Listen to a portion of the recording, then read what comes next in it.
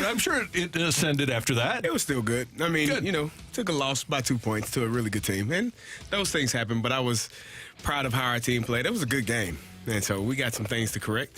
Good thing is it was a playoff environment, but it wasn't a playoff. So he got a chance to play again this weekend. Start that next week. So Brooke took some long walks and did yard work, but didn't know what the hell you were doing. No, I never do when I do yard work. Yard work is... He's out there pulling stuff. Yeah, David, when he gets going on the yard work, he's like going everywhere, and I'm just like, I'll just pull that weed in the corner there, and I accomplished something. There you I go. was just saying, with yard work, I wish I would have paid attention a little bit more when I was growing up of helping my parents, because I don't really understand the logistics sometimes of just, like the soil and like grass and growing grass. I didn't understand how much goes into it. And now as an adult, you understand why your parents never wanted to leave the house, right? It's like, we can stay here. We don't need to go out because you put so much time and effort into just yard maintenance where you're like, I just want to stay here and enjoy this. But it was a beautiful weekend. So there are like 2 or 3 weeks during the course of the year where my lawn in the front looks spectacular. But we have a relentless 1-year-old lab. Okay. Named, what's her name again? It's Maggie. And Maggie would play ball for 24 hours consecutively if you'd throw the ball to her. And she has worn a track in that backyard because I just throw and throw One and spot. throw. Yeah. I mean, this is what the Cardinals need for their pitchers, just to throw every day, and Maggie will go get the ball for them. But, man, she is relentless. So there's no chance of my backyard ever looking good anyway, so I'm not even going to bother. There you go. She doesn't get tired. She never gets tired. Yeah, that's amazing. Yeah, and I wondered whether she'd rather eat or chase the ball. I don't know. Is she food motivated with tricks and stuff like that? Yeah, she's really smart. Yeah, she is food motivated, but I think she might be more chase the ball motivated. She had the option between the two. Yeah, right. If she had that choice. She's just trying to help aerate your grass. That's what she's doing. Get it going. Yeah, she's doing a really good job of that. So we've got quite a show coming up for you. We're going to talk to Chris Kerber later in the show. We got things we love from the weekend. We've got 4 downs from the NFL, and you can watch us all morning long on our Air Alliance team studio cam. Just go to YouTube, type in 101 ESPN STL. We'd love to have you subscribe to our channel. And, of course, you can always text us on the Air Comfort Service text line, 314-399-9646, 314-399. Yo-ho! Good morning to Opening Drive Nation. A lot to get through here in our opening segment. The Blues rebound with a 4-2 win over the Penguins on Saturday night over at Enterprise Center. LGB, Brandon Saad scoring the first goal of the game, and then Evgeny Malkin tying it for Pittsburgh. But Jake Neighbors scoring his first of the year, 5:39 into the second to give the Blues a lead. Krug's going to get the puck on the near wing. Needs some help, has it. Great support from Schenn, then the release to Falk. 3-on-2. Blues to center. Over the line in the middle to Kapanen. Onto his forehand. What a play! Centers! He scores! Neighbors was in front. Might have hit a Penguins defenseman on a feed from Kapanen. And the Blues back on top. 2-1. The goal to Neighbors. 14:21 to go. Period 2. Won't you be, please won't you be my neighbors? Aww. That came at the 5:39 mark before the period was out. As a matter of fact, just a couple of minutes later, a guy that a lot of you really don't think a lot of made me happy. Penguins pick it up on the cycle. 13:04 to go in the period. Pettersson a shot. Blocked by his own player. Unable to clear. Hayes. Now Toropchenko. Over the line for Sundqvist. To Toropchenko. And denied by the right pad of Jari. Back to the point. Parayko. Bomb. Score! Colton Parayko let it fly. 3-1 Blues. 12:48 to go. Second period. What a rip. Thanks, Kerbs. Guys, I am fine because I've come to the conclusion that Colton Parayko is what he is, and that's a pretty good player. Is he going to be Chris Pronger? No. Is he going to be Drew Doughty? No. Is he going to be Erik Karlsson? No, he's not going to be that sort of offensive player. The comp should be, can he be defensively solid enough and fundamental enough to be like Jay Bouwmeester? And I love hearing Kerb say, bomb, scores, because that's what he needs to do. When he uses that shot, he's much more effective. By the way, Brandon Saad scored again, and the Blues win it by a score of 4-2. I thought that game This is that team looked like they were alive and well and moving fast and all over the place in comparison to the game against the Coyotes, where it was like, who the hell are these guys? If you could tell me which team is going to show up every single night, I can tell you what this team is going to be and where they're going to be at the end of the season. If that team shows up every single night, they're going to be a really good hockey team. If the team that showed up against the Coyotes, the lethargic and all of those words that we use to describe them, they're going to be a team that doesn't make the playoffs again. So languorous. Ooh, yeah. Yes. They weren't. So tell me which team is going to show up, because I liked how fast they were moving. I like how they didn't turn the puck over as much. They did everything that they didn't do correct in the game that they had lost before. Carrie, Brooke, when you walk into a theater, though, you're watching an action thriller. Do you really want to know how it ends? Or would you rather have a movie mystery? In hockey, yeah. I don't want like a twist, like an M. Night Shyamalan twist, like what we got with the Coyotes, where you just get absolutely blown out. But I liked their response in this game. This is all very early on, and we're still trying to figure out. I think the Blues are still trying to figure out what exactly their identity is at this moment. And I think for them to respond in that way is good, because I felt like there was times last season where their response the next game was not great. Brandon Saad, fantastic. They kept talking about afterwards his sneaky speed, and you were able to see that on display. And I was wondering how long Berube, of course, we're waiting for Pavel Buchnevich to return, how long he was going to keep Brandon Saad with that top line. But I think he adds such a different element to that top line that they need, because guess what? He's not afraid to go to the net. I think that that's something that is very important to, especially adding that to that line with Jordan Kyrou and Robert Thomas. And he provides a consistent defensive conscience that isn't there consistently with Buchnevich not in the lineup. So Blues win 4-2. They go to Winnipeg, take on the Jets tomorrow night, 6:45 pre here on 101 ESPN. Also, this weekend at City Park, the finale of the regular season for City SC. They fall to the Sounders 2-0. Seattle scoring twice in the first half, despite City getting the better looks. And City doesn't break through with their defense for anything, and the Seattle defense for anything in the second half. And City finishes fourth in the Supporters' Shield. That's like the President's Trophy in hockey, I think. Yes. It is, for sure. And for some people, that's more important. Not for us. We want to win the cup. Yeah. And we will face the winner. And Matthew kind of called this. We're Sporting Kansas versus the San Jose Earthquakes. You kind of want the Sporting Kansas to win this, don't you? I want Sporting Kansas to win this. Yeah. For the rivalry. Yes. You smoke them. That's what you want. So much. Oh yeah. There's just that's all I want is a shot at Kansas City at City Park. You know, just who? Yeah, Sporting Kansas. Thank you. Sorry. There you go. Sporting Kansas. A shot at them at City Park. You know, maybe a nice little 4-1 easy one at City Park, and then finish it out with a nice 2-1 victory over at their place. I like that. I like that. Rocc, you were at the game this past weekend. At the match. Excuse me. Hey, if Cardell can say game, I'm going to say game. I'm going to go with Coach Cardell with what he says. You were at the match / game this past weekend. First of all, the atmosphere looked great. The tifo looked fantastic. Awesome. It looked like it was like the width of the supporter section. But what did you think of the speed of the game? Because I think a lot of people were kind of a little worried about this being how they're going into the playoffs, because you lose 2-0. I thought Nielsen looked fantastic defensively, and maybe that was the thing, is that it was more defensive highlights than offensive highlights.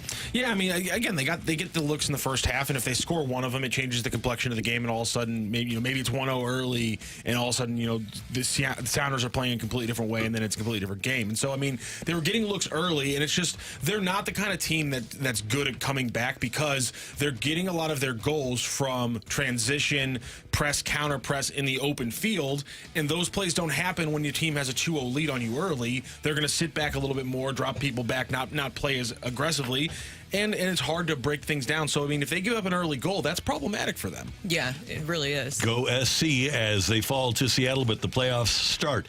In the League Championship Series in the National League, the Phillies with a chance to eliminate Arizona. They'll play Game 6 back at Philadelphia tonight. Meanwhile, the Rangers and Astros will play Game 7 after Houston had salvaged a win the other night. Jose Altuve hitting a 3-run homer in the ninth to send them to the brink of eliminating the Rangers. The Rangers bounced back last night. It was a 5-2 game, still in the balance in the ninth inning when this guy stepped up. Bases loaded, one gone in the ninth. Stanek's 1-1. It is through on a line, left field, and gone!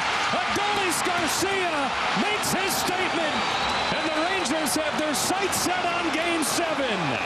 Now, I'm wondering, I think as the Cardinals traverse this offseason, I think that's a guy that the Cardinals might be interested You know what? in. I heard that there was talks of him potentially maybe being here at some point. Wouldn't it be great to have him in the organization, Gary? It would be so awesome to have a guy like that in our organization. Guys, What's going on? They used to have him here. Him exactly? Yeah, Adolis Garcia used to be a Cardinal. Whoa. Oh, no. Oh, no. Okay. Well, then we'll have to go back to the drawing board from a couple of years ago and hope that Okay. they can get that guy from Tampa that was so good for them. Postseason guy. The Randy guy? Yeah, Randy. yeah. You know Randy. Rosa Reyna. Yeah. So hopefully we can. Yeah. So all things fair, if the Astros lose in Game 7, do they kick themselves for not getting Adolis Garcia after all the teams in baseball passed him up on the waiver wire? Do they think the Astros said, man, we really could have used We that should guy? know him better than everybody. Yeah, I don't know. But you know what? It really comes down to pitching. And fortunately for the Cardinals, they have a guy that desperately wants to be here, that you know they're going to engage. And Bruce Bochy, I don't know why I'm getting off on that sort of a tangent. Bruce Bochy was asked who his Game 7 starter is going to be. First of all, Max is starting, so he gets the nod tomorrow. And we've talked about this so many times. During the season, we've had our ups and downs. We've had some tough streaks, injuries, but these guys keep getting up and they keep bouncing back. And it's about being resilient in this game because it doesn't matter if it happens or not. It's more how you handle it. And so these guys have done a great job of putting that behind them. And tough loss in Game 5, and this is a must-win. I just love the way they responded and went out there and put together a great ball game. Lou Brown sounds amazing. Sounds He's doing a great job of getting that pitching staff with the Wild Thing together. They've been doing a fantastic job. I'm expecting that he's wearing like a Western hat while he's doing that. Max Scherzer is starting. First of all, Max is starting next. That must be, as a Rangers fan, that must be pretty cool to hear. Yes. We got Game 7. Yeah, well, Max Scherzer's going to start for us. Yeah. It's pretty cool. So that game is tonight, and nothing like a Game 7. And Scherzer on the mound. That'll be epic. And who's going for Houston? Do we have that yet? I know we do. It should be Javier. It should be Javier. Yeah. Yes. Scherzer and Javier. College football over the course of the weekend. Mizzou moves to number 16 in the country There with you their go. 34-12 win over South Carolina. MIZ. No, thank you. ZOU carries ZOU. I don't know what those letters mean. So Heather Dinich put a piece together that ran yesterday at ESPN.com. 7 one-loss teams and their chances to play in the Final Four. And amazingly, and obviously they were, I think second to last of the 7 teams. But Heather says, hey, yeah, if the Tigers win out, they could do it there. It's likely that they're not going to win out, but here we are sitting at 7-1 after 8 weeks of the season. To be able to say that is pretty cool. I think just to be able to say that you are able to accomplish this, and the way that they were able to beat South Carolina too was just in such a dominant fashion, and that's what I liked. I mean, their approach to the game, we talked about how bad South Carolina's pass defense was and just how woeful, but Mizzou, they said, you know what, if you're the most dominant team, we're just going to show you everything. And they basically just ran the ball down their throats, essentially. Cody Schrader was fantastic. And then you had Luther Burden, of course, doing Luther Burden things. And then their defense was dominant. For Mizzou, you have to give them all the credit in the world. I was not truly expecting this season, and that's just me underestimating Eli Drinkwitz and bringing in Kirby Moore. I think Kirby Moore was a huge asset. And then the growth of Brady Cook, I think, has a lot to do with this, too, and the offensive weapons around him with Luther Burden and Cody Schrader. That's probably been the biggest step, just what Brady Cook has been able to do. Yes. Taking care of the football, getting guys the ball in a timely manner. That's what you want from your quarterback, not turning it over and getting it to your playmakers. You usually have success when that happens. Now, I said it last week, Mizzou has everything in front of them. They want to be more than just the SEC East champs, which they can be if they beat Georgia next week. And they have a chance to go to the SEC championship game and win that. So Yeah, everything is in front of them right now. Everything that they want is in front of them. They have no one else to blame, no one else to look to. Look inside yourself, figure out how to get it done, and go get it done. This is the best Mizzou offensive line since Josh Heupel and Glenn Ellerby were here, too. It's been half a dozen years since the offensive line has played this well. So congratulations to Eli and the gang. 7-1. They have a week off before they take on Georgia. Illinois was off, right? This week, they might as well have been. We lost. We lost to Wisconsin 25-21.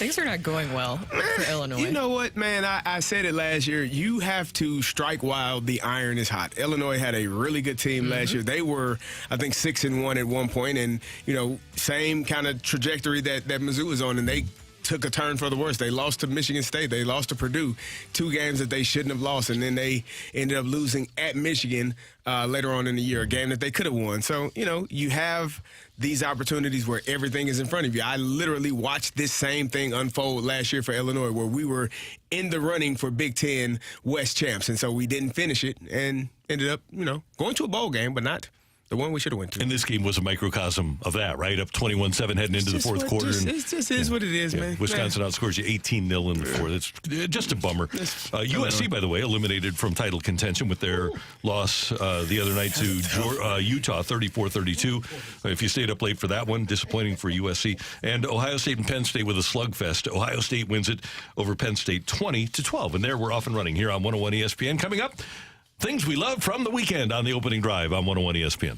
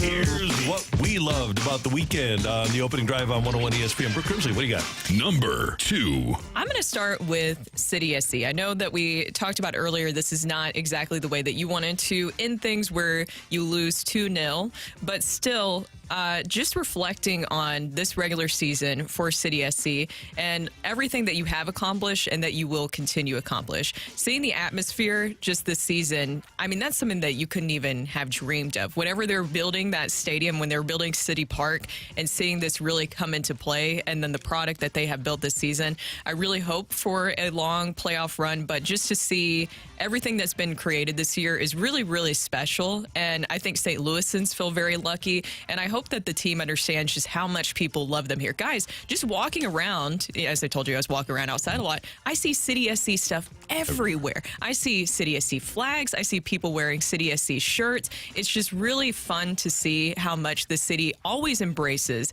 every single sport that comes in, but especially in the manner you have such a rich soccer history here. And to see this all play out this way, I'm just really excited for the future of City SC.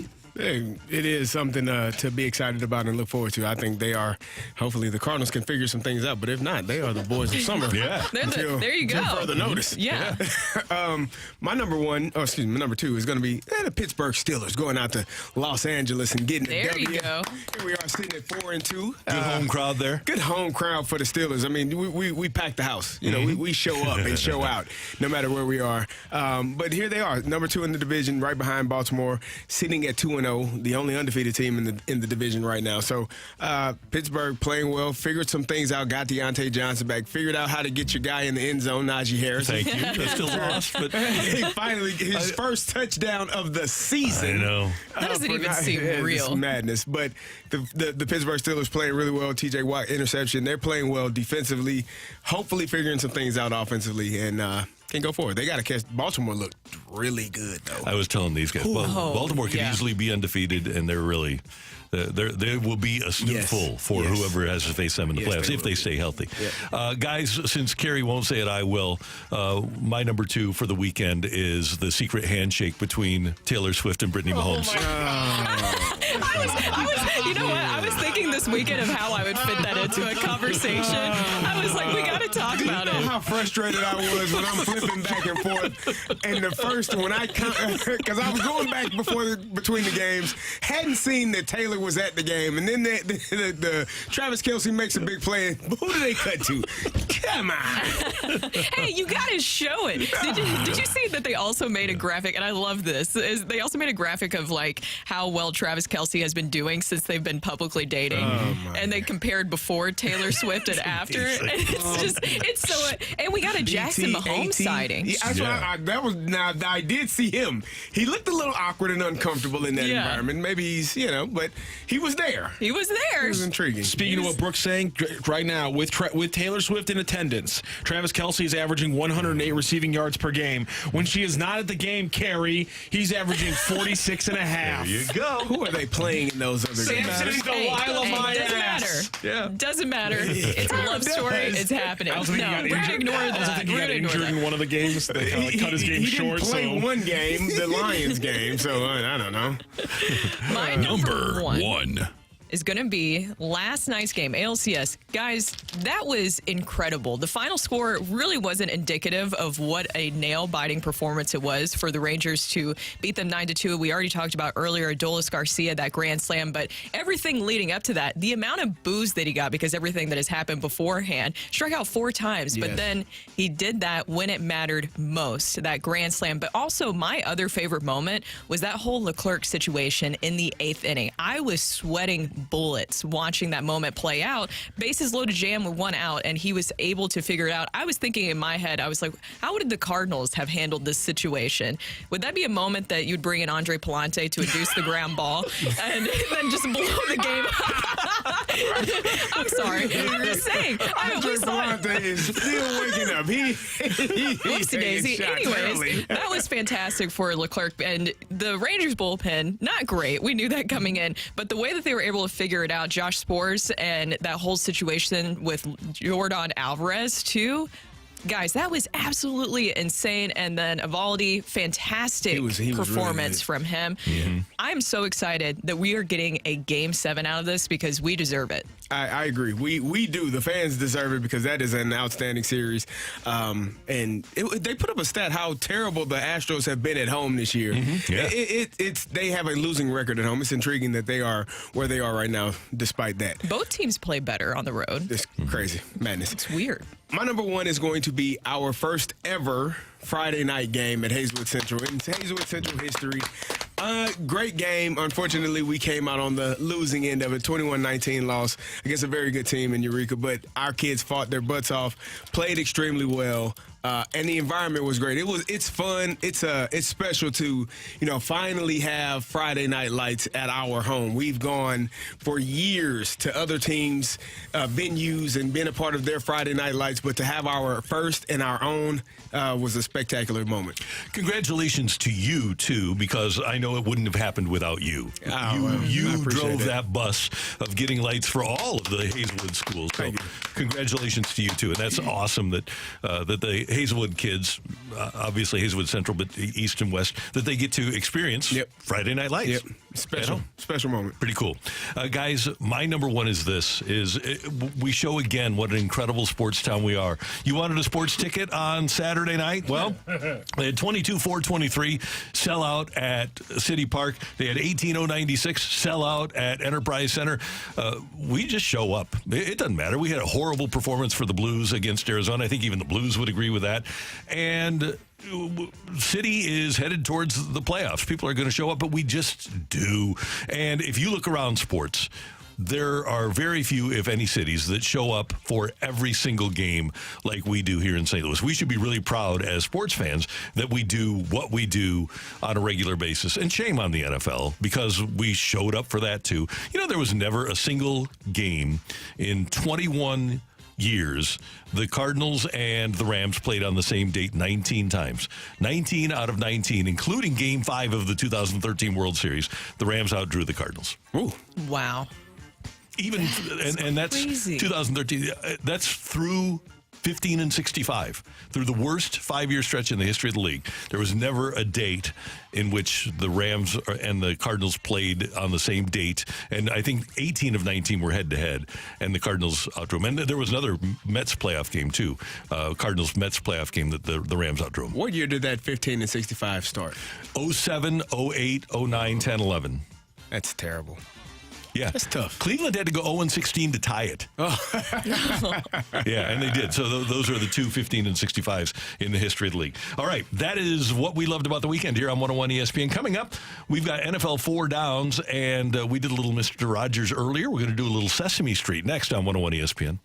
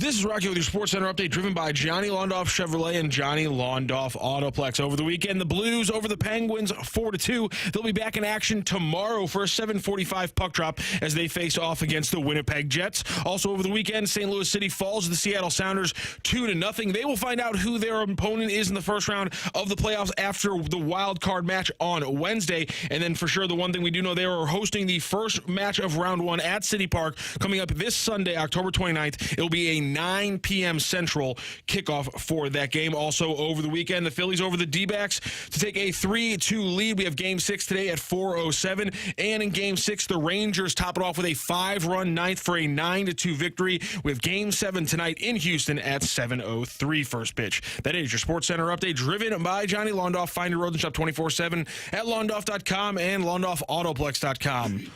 Are you kidding me?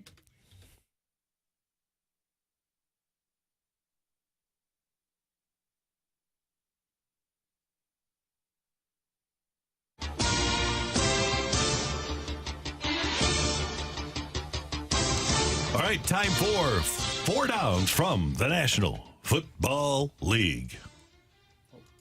First down. First down.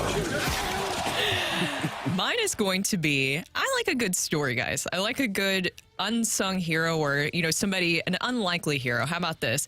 You had the Raiders and Bears battle of the backup quarterbacks this past weekend, and an unlikely hero emerged in Tyson Bagent. You know Tyson Bagent, right, guys? I heard of him. Yeah, from Shepherd University, The Shepherd. powerhouse. Yeah, powerhouse. Yep. But he did exactly what the Bears needed to him in that game. It was a very simple game plan, but it was well executed. He didn't do anything necessarily exactly spectacular, but he did what the Bears needed him to do in that situation. He went 21 for 29 with 162 yards and a touchdown. But most importantly, he didn't have any turnovers, which is a huge thing for him. And when the game plan essentially just needed a game manager, he was the employee of the week, guys. He was. And he deserved that award. I just loved his interview afterwards, too, and just his mindset. And I know what Rocc mentioned this during the break. I saw that interview, too, where he was asked about what he would be doing if he wasn't a quarterback or if he was in the NFL. And he said, I'd probably just be CrossFitting my life away. His dad, also a 28-time World Arm Wrestling champ. Did you guys see that interview with his dad? It's pretty cool. Yeah.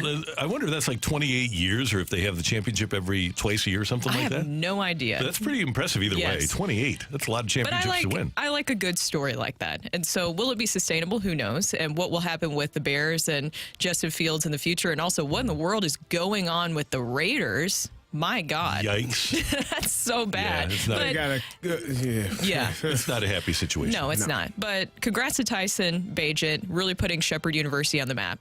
Good for him. Good for the Bears to find a win, find a victory somehow, some way. Playing the Raiders probably helps with that. Yeah, but Josh McDaniels, we learned that well in 2010. Yeah, they are bad. He was the D2 Heisman winner, too, by the way. Tyson or Tyler? Tyson Bagent. Second down. My second down is going to be the old Patriots versus the Buffalo Bills. And man, listen. As much as we have talked about the Buffalo Bills and their championship window, that's the window closing. It's closing very quickly up there in Buffalo. This is a team that a few years ago was an overtime rule away from playing in an AFC championship game, and seems like they are so far away from that right now. You can't go into New England and lose in that manner to a team that was 1-5 at that point. And you're supposed to be one of the elite teams in the AFC. Josh Allen turns the ball over too many times. I was listening to Unsportsmanlike on the way in, Evan, Michelle, and Chris Canty, and Evan said that Josh Allen has never had back-to-back games in his entire career with 0 turnovers. Wow. Back-to-back games in his entire career without either fumbling the ball or throwing an interception in his entire career, meaning every game he's pretty much turning the ball over, giving it to the other team. And if he doesn't do it in one game, you can guarantee it is going to happen the next game. It's ridiculous, the amount of turnovers that he has. Everyone is looking at Stephon Diggs, wondering what is going on. I think Stephon Diggs just wants to win. He wants to be a part of the victory, but he wants to win, and he's seeing how what I just saw, that dang on window closing, and he's probably getting frustrated because he's on the back end of his career. Well, that's a shame. That's not great. Now, also in that game, by the way, Bill Belichick continues that relentless march towards 347 wins. He gets number 300, so he'll eclipse Don Shula. Let's see. Never. He won't. It's 2023, 30? 43? 2030? Yeah. He's not going to stick around that long, I don't think. I don't think so either. Third down. All right, guys, we've all heard it. One of these things is not like the others. One of these things doesn't belong. Can you tell which thing is not like the other by the time I finish this song? Guys, we could envision Lamar Jackson going to the Hall of Fame, right? Yeah. Could happen. Lamar yesterday became the fourth player in NFL history to record at least 350 passing yards, 3 touchdown passes, a rushing touchdown, and a passer rating of 150 plus in a single game. Okay, 350 passing yards, 3 touchdown passes, a rushing touchdown, and a passer rating of 150 or higher in a single game. He joins Drew Brees, who's going to the Hall of Fame. He joins Aaron Rodgers, who's going to the Hall of Fame. And he joins Ryan Fitzpatrick as the fourth guy to accomplish that feat. Very nice. Yeah, congratulations to Lamar, but congratulations to Ryan Fitzpatrick for being in that company. Lamar and the Ravens are scary. They lost a game in overtime. They blew a lead against Indy. Matt Gay hit 4 50-yard field goals in that game against Indy. They had a late lead against Pittsburgh and frittered that lead away with some bad special teams. The Ravens very easily could be undefeated. Now they've got their center, Tyler Linderbaum, back. They've got their left tackle, Ronnie Stanley, back. They've got Marlon Humphrey back at cornerback. They've got a healthy Lamar Jackson. They're a team that is going to be a force to be reckoned with for everybody in this league. I agree. I just watching them. This is the offense that I had been waiting on to see from Baltimore. Just the ability to get guys open, make big plays downfield. You saw Odell Beckham Jr. sighting. Zay Flowers is still being a stellar, is becoming a superstar receiver in this league. And Mark Andrews is already a superstar. So you got guys, and they ran the ball pretty well as well. So this is a team that when they are hitting on all cylinders, they are a scary team because you got the X factor at quarterback, which he still has the ability to run, even though he's not having as many quarterback runs as he's had in the past. He's showing people that wanted him to be a wide receiver, that asked him to run with the wide receivers at the combine, that I am a quarterback. I have been an MVP at this position, and I am going to lead my team to some playoff. Some deep runs in the playoff this season. And defensively, too, that was a dominant performance. Jared Goff was sacked, 5 times in that game? What does this say about the Lions? And that's what I was going to say. The Lions, I think, looked pretty good. And then you see this game, you're like, oh, that's a very humbling experience. And that's what I was thinking of for fourth down. Fourth down. Guys, both the Lions and the Dolphins, welcome to the big time. Yeah. Hello. When the lights are shining the brightest. Yep. Those are 2 big tests that they both failed this past weekend. Yeah, big tremendously. time. Yeah. It was the I can give. Well, I mean, they both play really good teams, right? And they both play really good teams on the road. So Miami had to go to Philadelphia, on Sunday night. That's a tough challenge to try to win there. Detroit, it was intriguing. Baltimore took the ball on the opening kickoff. Like, they wanted to receive. And that was kind of, to me, that was a signal. We don't want those guys to get any confidence and score first. We want to score first, put them behind the 8 ball, make them have to go the length of the field, see if they can play from behind. And they just kept scoring, Baltimore did. And Detroit never could get anything going offensively. They had 3 3-and-outs, I believe, on their first 3 drives, and just never got really going in the manner in which they have all season. The guys from the 99 Rams, the greatest show on turf team, say that the best thing to happen to them was to go get slapped around in the first half of Tennessee. They fell behind 21-0 at halftime. Then they rebounded and had a chance to send the game into overtime. Jeff Wilkins missed a field goal because he was roughed. It was horrible officiating. But they proved to themselves, okay, we can play with anybody. We can go on the road and play with a good team. Right. Obviously, Detroit didn't prove that to themselves yesterday. And I'll be interested to see how they perform next week. I still love them. I still think they're great. I think they're right. I think they're very, very good. Right on the edge of being great. I'll be interested to see what they do in their next game. Yeah, I still think the 49ers and the Eagles are the elite class of that NFC conference. I think they're number 3. The Detroit Lions are, but that was a tough loss in the manner in which they lost against the Baltimore Ravens yesterday. And by the way, let me find that the Lions schedule here to see who they play next game. They are. It's Vegas, so they've got a little reprieve on Monday Night Football for next them. week. Yeah, That makes life easier. Night before Halloween, so it'll be Detroit and the Raiders. And the That's Raiders. the best way to get back on the right side. It sure is. NFL 4 Downs on 101 ESPN. Coming up, get your text in to the Air Comfort Service text line, 314-399-9646, 314-399-YO-HO. Tioli next for you on 101 ESPN.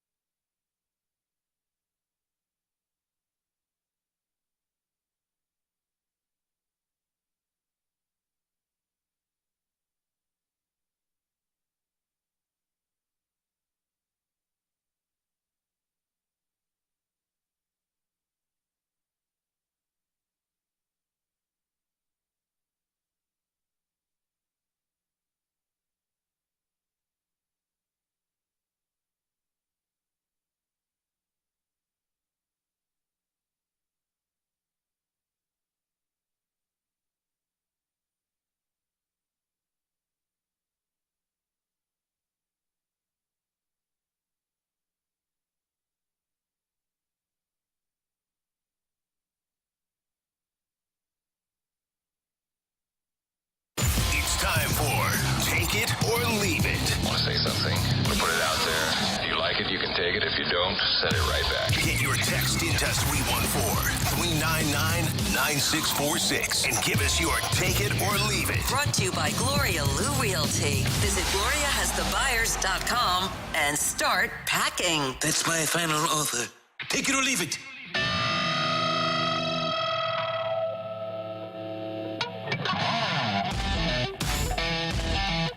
With Brooke and Carrie and Matthew, I'm Randy. It's the opening drive on 101 ESPN. And tonight we have the Vikings and 49ers here on Monday Night Football on 101 ESPN. And, of course, you also have Game 7 between the Rangers and the Astros.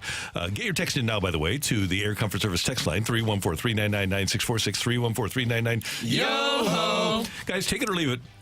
For an avid sports fan, watching Max Scherzer in a Game 7 is must-see TV. Oh, I'm going to take that. Take it. Mad Max, Yeah, Game 7. competitive He's as he built is. for that. Yeah, he is. I'm excited. I am too. I don't know how good he's going to be. Yeah. You know, I remember, and this is just the way legends are.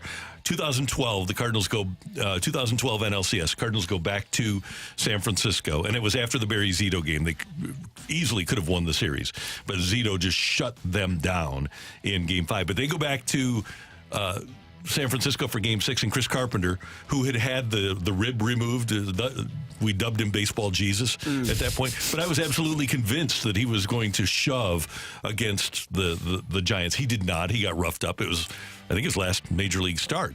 He shouldn't have been out there, but he just, because of his history, he made me believe. Max Scherzer's the same way. I don't care that he's been hurt and he's only made one start in more than a month. I believe because it's Max Scherzer. I think the only thing that would make this better is if Justin Verlander was playing. Oh, yeah. Like, that would be, I mean, then the people in New York would probably. Well, their heads would explode, right? Yeah, Their heads would probably all at the same time. Yeah, but I think that's the only thing that would make it better. But I think there's going to be a great game. Game 7, exciting, everything on the line. If you don't win, you go home, and, you know, winner goes to the World Series. Okay, one other one then. Okay, take it or leave it. You like Max's brown eye better than his blue eye. What? Blue eyes. I don't even know what to Blue say. eyes are intriguing. Wait, are you going to pick the blue eye? Yeah, I go with blue. Blue eyes are there's blue eyes are something. cool. It's I forgot what they said. There's like a deficiency when you have blue eyes. It's They have a hard time it's looking at the extremely light rare. and stuff. Yeah. To Like, it might be me, brown eyes are more elite because of that. if they're light, I also have brown eyes. like hazel. I got brown eyes, but you can't tell. You know, he's and it's called heterochromia when you have different colored eyes. Pretty cool. And all of his dogs. I think he's got 4 dogs that all have different colored eyes. They all have heterochromia. Isn't that cool? Probably got teased a lot as a kid too. I would think And so. then you grow up and say, "Now look at me." Exactly. Yeah. Look at me now. Those 2 Kids are eyes mean. had no trouble reading $210 million when I signed that contract. Yeah, exactly. Pretty cool. So there was a recruit from Miami, high school kid from Miami, that made a commitment to the University of Miami, and then he flipped his decision to Florida State. Take it or leave it. Miami lost this product because of their decision in Miami. Mario Cristobal, his decision versus Georgia State. That kid said, "Ain't no way I'm going to go play for a coach that doesn't know how to take a knee." I'm going to take that. Yeah. I might take it. And the fact that it also has happened before. I know that they won that game in 2018 in that situation, but still, The fact that it it's happened before, You should is have more learned. than enough. Right. Yeah. Now, what about also the fact that Miami had another quarterback that had committed and a $13 million NIL deal fell apart? Yeah, that was That's it's not great. Yeah. Good So God. kids talk and they know, okay, am I really going to get this money? Yeah. No. And is my coach going to take a knee and not? Yeah. That's important, so you're not That's crying on that's- national yeah. television for bad reasons. That's the worst coaching move of the whole year, right? We've still got a In few a months few left. years. Yeah, that was I horrible. can't think of That was anything. awful. I mean, you could probably throw something Brandon Staley did. Pick one, but you lost the game. And all you had to do was take a knee and get out of there. See, but I look, and yes, that is because the game was won. It was over. Right? So I can throw out Torey Lovullo taking out Brandon Fott, and it doesn't come close. No. Because the game was won. The game Yeah. was won, and you lost it because you chose not to take a knee. Well, we're talking about some bad things. And it got me thinking, guys. One of the worst trades, we've talked about some really bad trades. One of the worst trades ever, in my opinion, in recent memory, when it comes to the NFL, is this team named the Titans trading away A.J. Brown. Yeah. Oh, my God. I was in pain. I was in pain last night. I've been in pain since they've traded him. And obviously Robinson lost his job, and rightfully so, in Tennessee because of it. But what in the world were the Titans thinking? That is the stupidest thing I've ever seen in my entire life. And A.J. Brown is just absolutely flourishing. He's balling. And the Titans could use a guy like that. I'm sorry. I didn't know that you were hurting when I sent that text last night. No, I was hurting. I was hurting. I was in a lot of pain. I mean, I think the Titans should have probably paid him. But I think that's that makes safe sense. to say. Neither here nor there. But he's pretty good for this Philadelphia Eagles team. So the longest streak in NFL history with 125-plus receiving yards is now shared by Hall of Famer Calvin Johnson and A.J. Brown. So you guys are going to take it? It's one of the. Well, he wouldn't have had as much success. Somebody did, and I tweeted about A.J. Brown last night, and that was one of the first replies. It's like, well, it's not like Ryan Tannehill would have done what they. But anyways, I'm like, yes, true. Good point. It's very true. Look at him pushing. They literally picked Jalen Hurts up and pushed him. A.J. Brown. Nothing wrong with that. Yeah. So take it or leave it. That is worse than any trade the Cardinals have made in the last 8 years. Ooh, the A.J. Brown tough, trade? It's very different situation. You've got Alcantara and Gallen. You've got a Rosarena. Okay, so is A.J. Brown a future Hall of Famer? He could be. Are any of those other guys Hall of Famers that the Cardinals traded away? Could be. I think a Rosarena and Alcantara have chances. Well, there's definitely a lot more. Well, the Titans have just such a bad history, one with trades, and then also two, if you couple that with some of the decisions they made drafting wise. Right. You know what else is interesting, Brooke, is doing Immaculate Grid. You can always find how they had a washed-up veteran. They've had so many washed-up veterans on their team. Randy Moss, Julio Jones, Adrian Peterson. It's where they go to receivers go to die. Yeah, kind of. That retirement. I'm thinking about how that meme. Do you guys remember we were talking about it earlier in the season when they got Hopkins about where it was like a nursing home for Titans? I didn't see that. Like the receivers. Is he doing anything? Is he doing anything? He's there. I don't know if he wants to be there. Randy Moss. They have had some guys. Yes, CD. Yeah. Good names. Good. This is Jersey. Jerry Rice should have went there. All right. Yeah, right. That would have fit. Yep. Isaac, Torrey. Yep. Yeah, Tennessee. All right, Matthew, what do you got on the text line? Take it or leave it. If Travis Kelce keeps playing at this pace with Taylor Swift in attendance, you might as well just make her the assistant coordinator. I'll take it. Oh, my God. Leave I mean, Eric Bieniemy couldn't do it, so I guess Taylor Swift has to. No, thank you. Swifty. Nah, I appreciate it, though. A lot of marketing going on here. Yeah, a lot of pulling the wool over a lot of people's eyes. What's going on here? No, it's true love. Yeah, true love, Carrie, exactly. Take it or leave It's it. a Pink song. Have you seen... Okay, whatever. No, what were you going to say? Have Go you ahead. seen any public displays of affection They other were than holding hands. They were holding hands. What? Carrie, Rocc, give me your hand. She no. Exactly. Carrie, she was in. What does that mean? She got in the car first, and then she pulled him into the car by the back of his shirt. I'm sorry, Carrie. There's only one reason you'd be doing that. All right. They were holding on to each other at a bar. Heavy petting. Ooh, Cool. okay. It's Nice. real. It's true. My it seventh is. grade teacher And you know told me what? heavy petting leads to bad Raised things, Carrie. by good parents, her in Philadelphia, he in Ohio. Mama Kelsey and Mama Swifty. This is Taylor too much. named after James Taylor because her parents foresaw her future. small town boy. This is too much. I is got beautiful. the cover of Madden 24 with Taylor Swift on it. And then Saunders, did you bring up Saunders' brother was on tour with her? You brought that up? Oh, yeah. Kalen Saunders' brother Yeah. Cam is one of his dancers. Parkway Central. Little ditty. Very nice. There you go. We can localize everything. We can localize everything. Take it or leave it. The first ever greatest show on turf was the 85 Cardinals. 80. Oh, Sorry, yeah. yeah. Okay. 85. Whitey's 85 Whitey Cardinals. ball. Ooh, that was a pretty great show on turf. yeah. 314 stolen bases. That was Vince. and that was real Willie, turf. Ozzy. That Jack, was yeah. carpet. Yeah, that was fun. That was fun. Take it or leave it. The Dolphins and Lions are now on fraud alert after this weekend. Leave it. I'm going to leave it to. Yeah. This one game versus two very good teams that they played on the road. I will classify Tua as a stud. I think so. And that game changes. Tyreek Hill is going to walk into the end zone and is trying to catch the ball and hits it with his knee, pops it out. He's going to walk into the end zone. That changes that game. They had to. They went for it on fourth down. Got a face mask, but they didn't call it. By the way, that changes. Do you think Miami is not that they're bad, but I think they're significantly different if they have Teron Armstead. if he's not hurt, if he's playing left tackle. And he probably. Their offensive line last night was okay, but man, there was a lot of pressure. They were playing the best defense and the best defensive line in the league. The Philadelphia Eagles are stout Fierce up front. Brooke, I apologize for this one, but take it or leave it. The Titans are the NFL's Angels, where stars go to die. Oh, man. I don't think that we can dispute that. No. I want to leave it. Can we change it? The Raiders came to mind for me. Because remember, the Raiders had Ronnie Lott. They had Roger Craig. They had Jerry Rice. Mm-hmm. Randy Moss. Yep. Yeah. So I'll still take the Raiders. Jimmy G right now. I'll still take the Raiders. Devontae Adams, he's gone there to die, you know?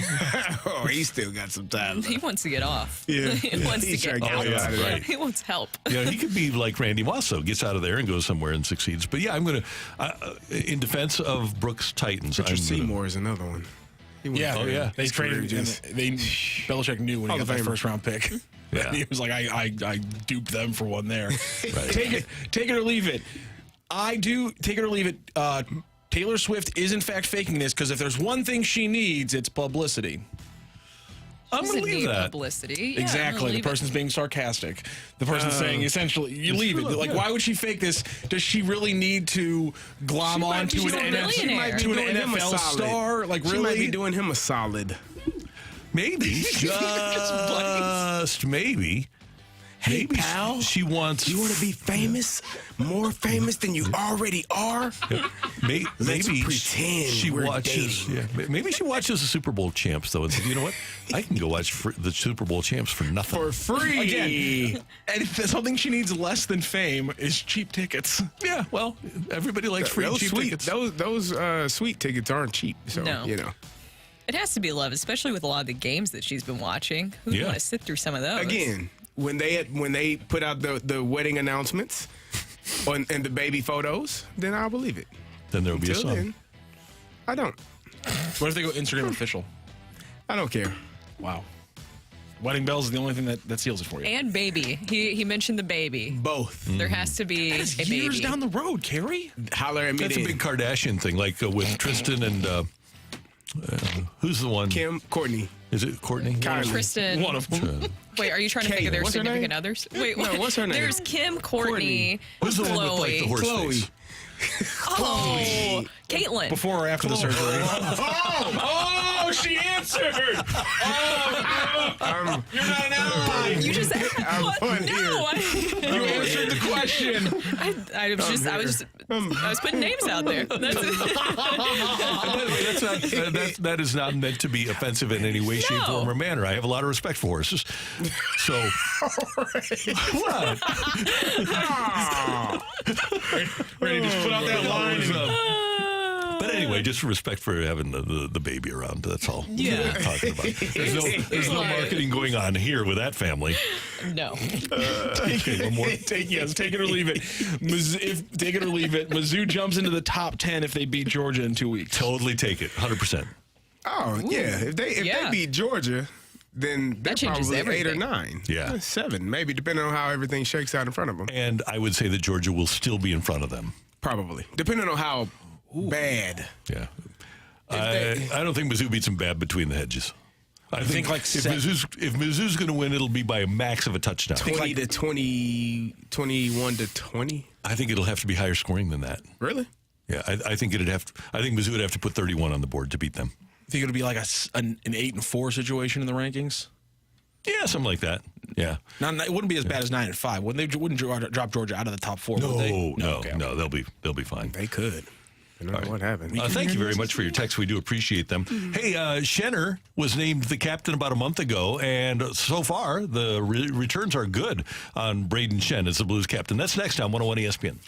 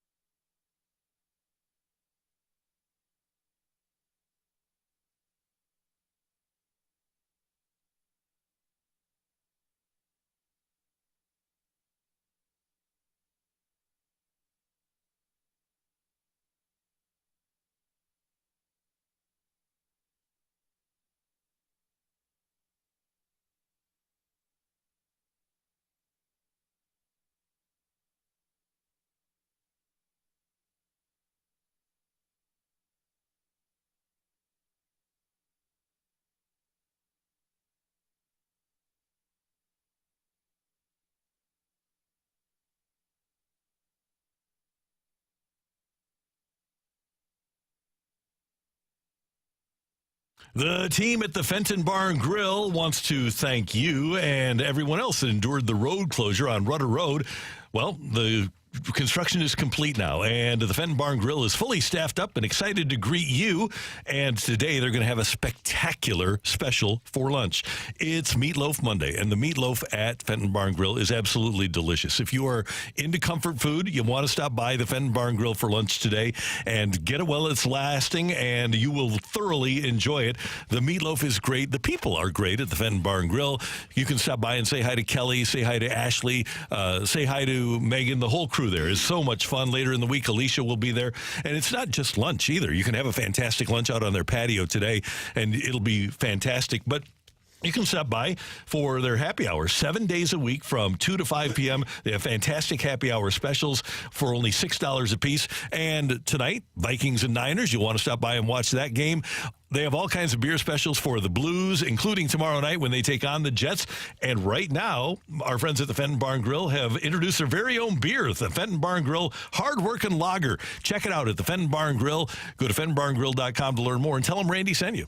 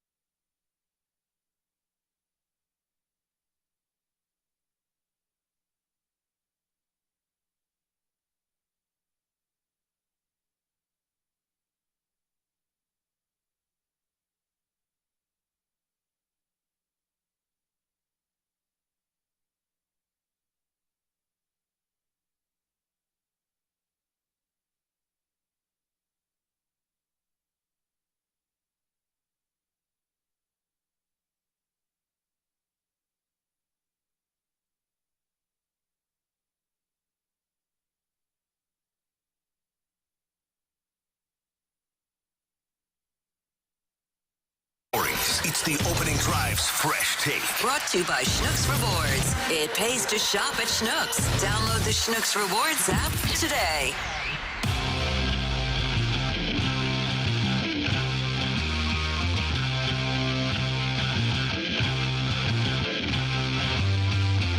He's the captain of the team, and people are going to look at what he's doing, and he's got to lead by example first and foremost. But he's been around a long time, and he's been a good player in this league for a long time, so he understands situations that things happen, and you play a poor game at home here, and the whole thing was just to get a good response tonight, and we got that.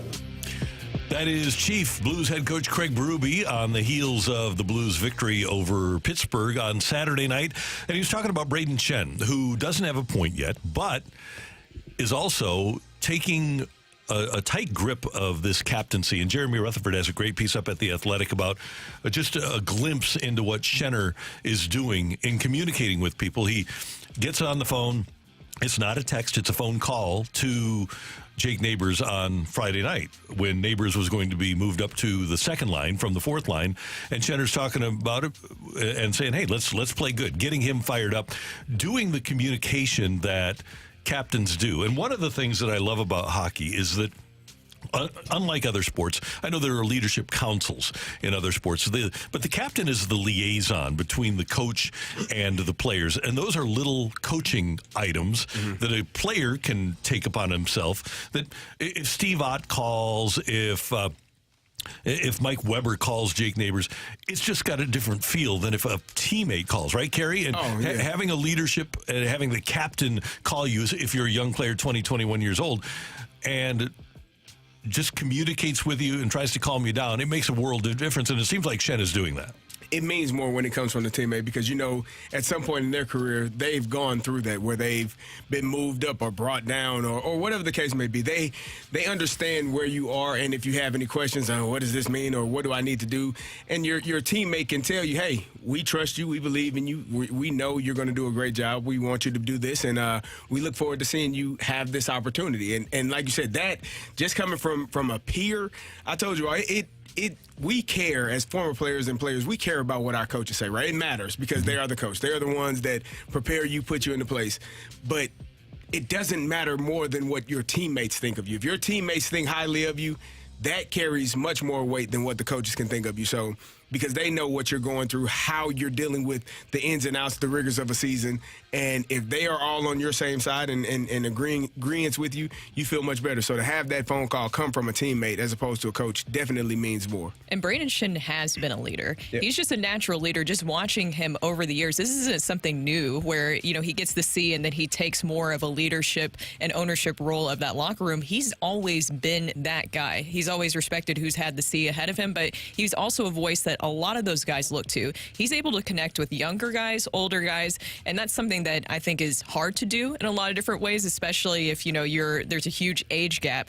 But even think about last season, Jake Neighbors lived with Brayden Schenn. I think at least at the beginning of the season. I don't know for how long exactly, but he made sure to bring in Jake Neighbors, and he even invited him to his own wedding that Brayden Schenn had. And that, I think, says a lot about Brayden Schenn as a leader. And just reading through this article doesn't have a point this season, but I think the point that Jeremy Rutherford is trying to make is that there's so many other parts of the game that he's touching here. Even when you saw that practice the other day where he got into a little bit of a, tiff with Jordan Kyrou, that is him being a leader. Craig Berube loved it.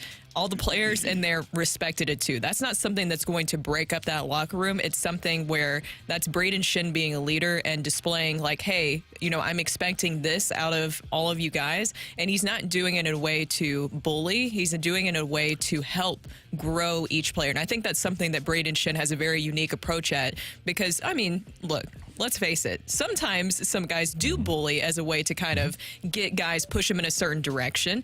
We all know that, but I think Brayden Schenn has a very different specific approach, and he has the respect of all those guys in the locker room. Kerry, we've always heard about first guy in, last guy out. What's it mean when you had a really good career, but I don't know if Ben was. Manning was. Manning was the first guy in, last guy out. What's that mean? Schenner is the longest tenured guy. He's the captain. He's a veteran. You're a 21-year-old kid like Jake Neighbors. What's it mean when Brayden Schenn is the first guy out on the ice on Friday after that bad performance? Well, it shows you what it takes to be a professional, to be a pro. And if your captain is out there saying, hey, we got work to do, boys. We got to figure out what we didn't do correctly in the last game and fix it for the next game. And so if your captain or your team leaders are the type of people that are just kind of flowing with the wind, going with the wind, whatever happens, and it is what it is, then your team is going to be that way. But when your captain is out there, we got our butts kicked, we didn't perform well enough, and now I'm going to hold everyone accountable, including myself, so that we are better, then everyone gets in line. You don't want to be, as a teammate, you don't want to be the guy to let the team down. You want to be the guy that everyone can depend on, rely on, because when we watch film the next day after a game and the coach highlights you not performing to the ability that we all know you have, well, then we don't trust you. But when we see you on film giving great effort, giving maximum effort, giving more effort than may even be required in that moment, if he's going that hard, well, hell, I got to go that hard as well because I don't want to be the weakest link. So, your captains, your guys that are leaders on that team, in the clubhouse, in the locker room, in a dressing room, they all have to be of the same mindset and willing to work harder than everyone there. And that bar has been set high for the Blues with Schenner following Ryan O'Reilly. We're going to ask Chris Kerber about that because Kerbs has, as we all do, has a great deal of respect for Ryan O'Reilly, and I'm sure Ryan O'Reilly helped Brayden Schenn become the leader that he is. Kerbs is with us next on 101 ESPN.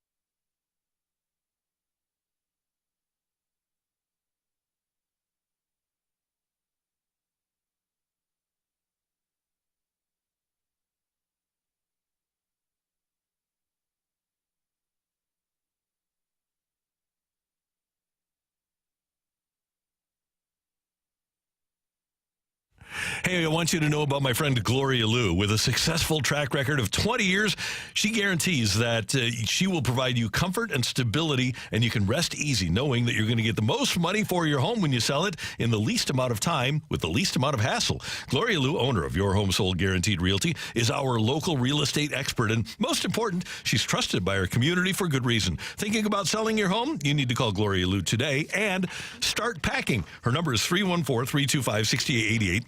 314-325-6888. And Gloria can sell your home fast and for the most money because she already has buyers for you. How about that? She has buyers from over 20 years of experience, a database that provides her and you thousands of ready buyers that are ready to buy in your neighborhood and in your price range. That's how Gloria nets you the most money and creates the highest demand, many times with multiple offers, and that means more money in your pocket. Gloria Liu's number again, 314-325-6888. Find her on the web at GloriaHasTheBuyers.com.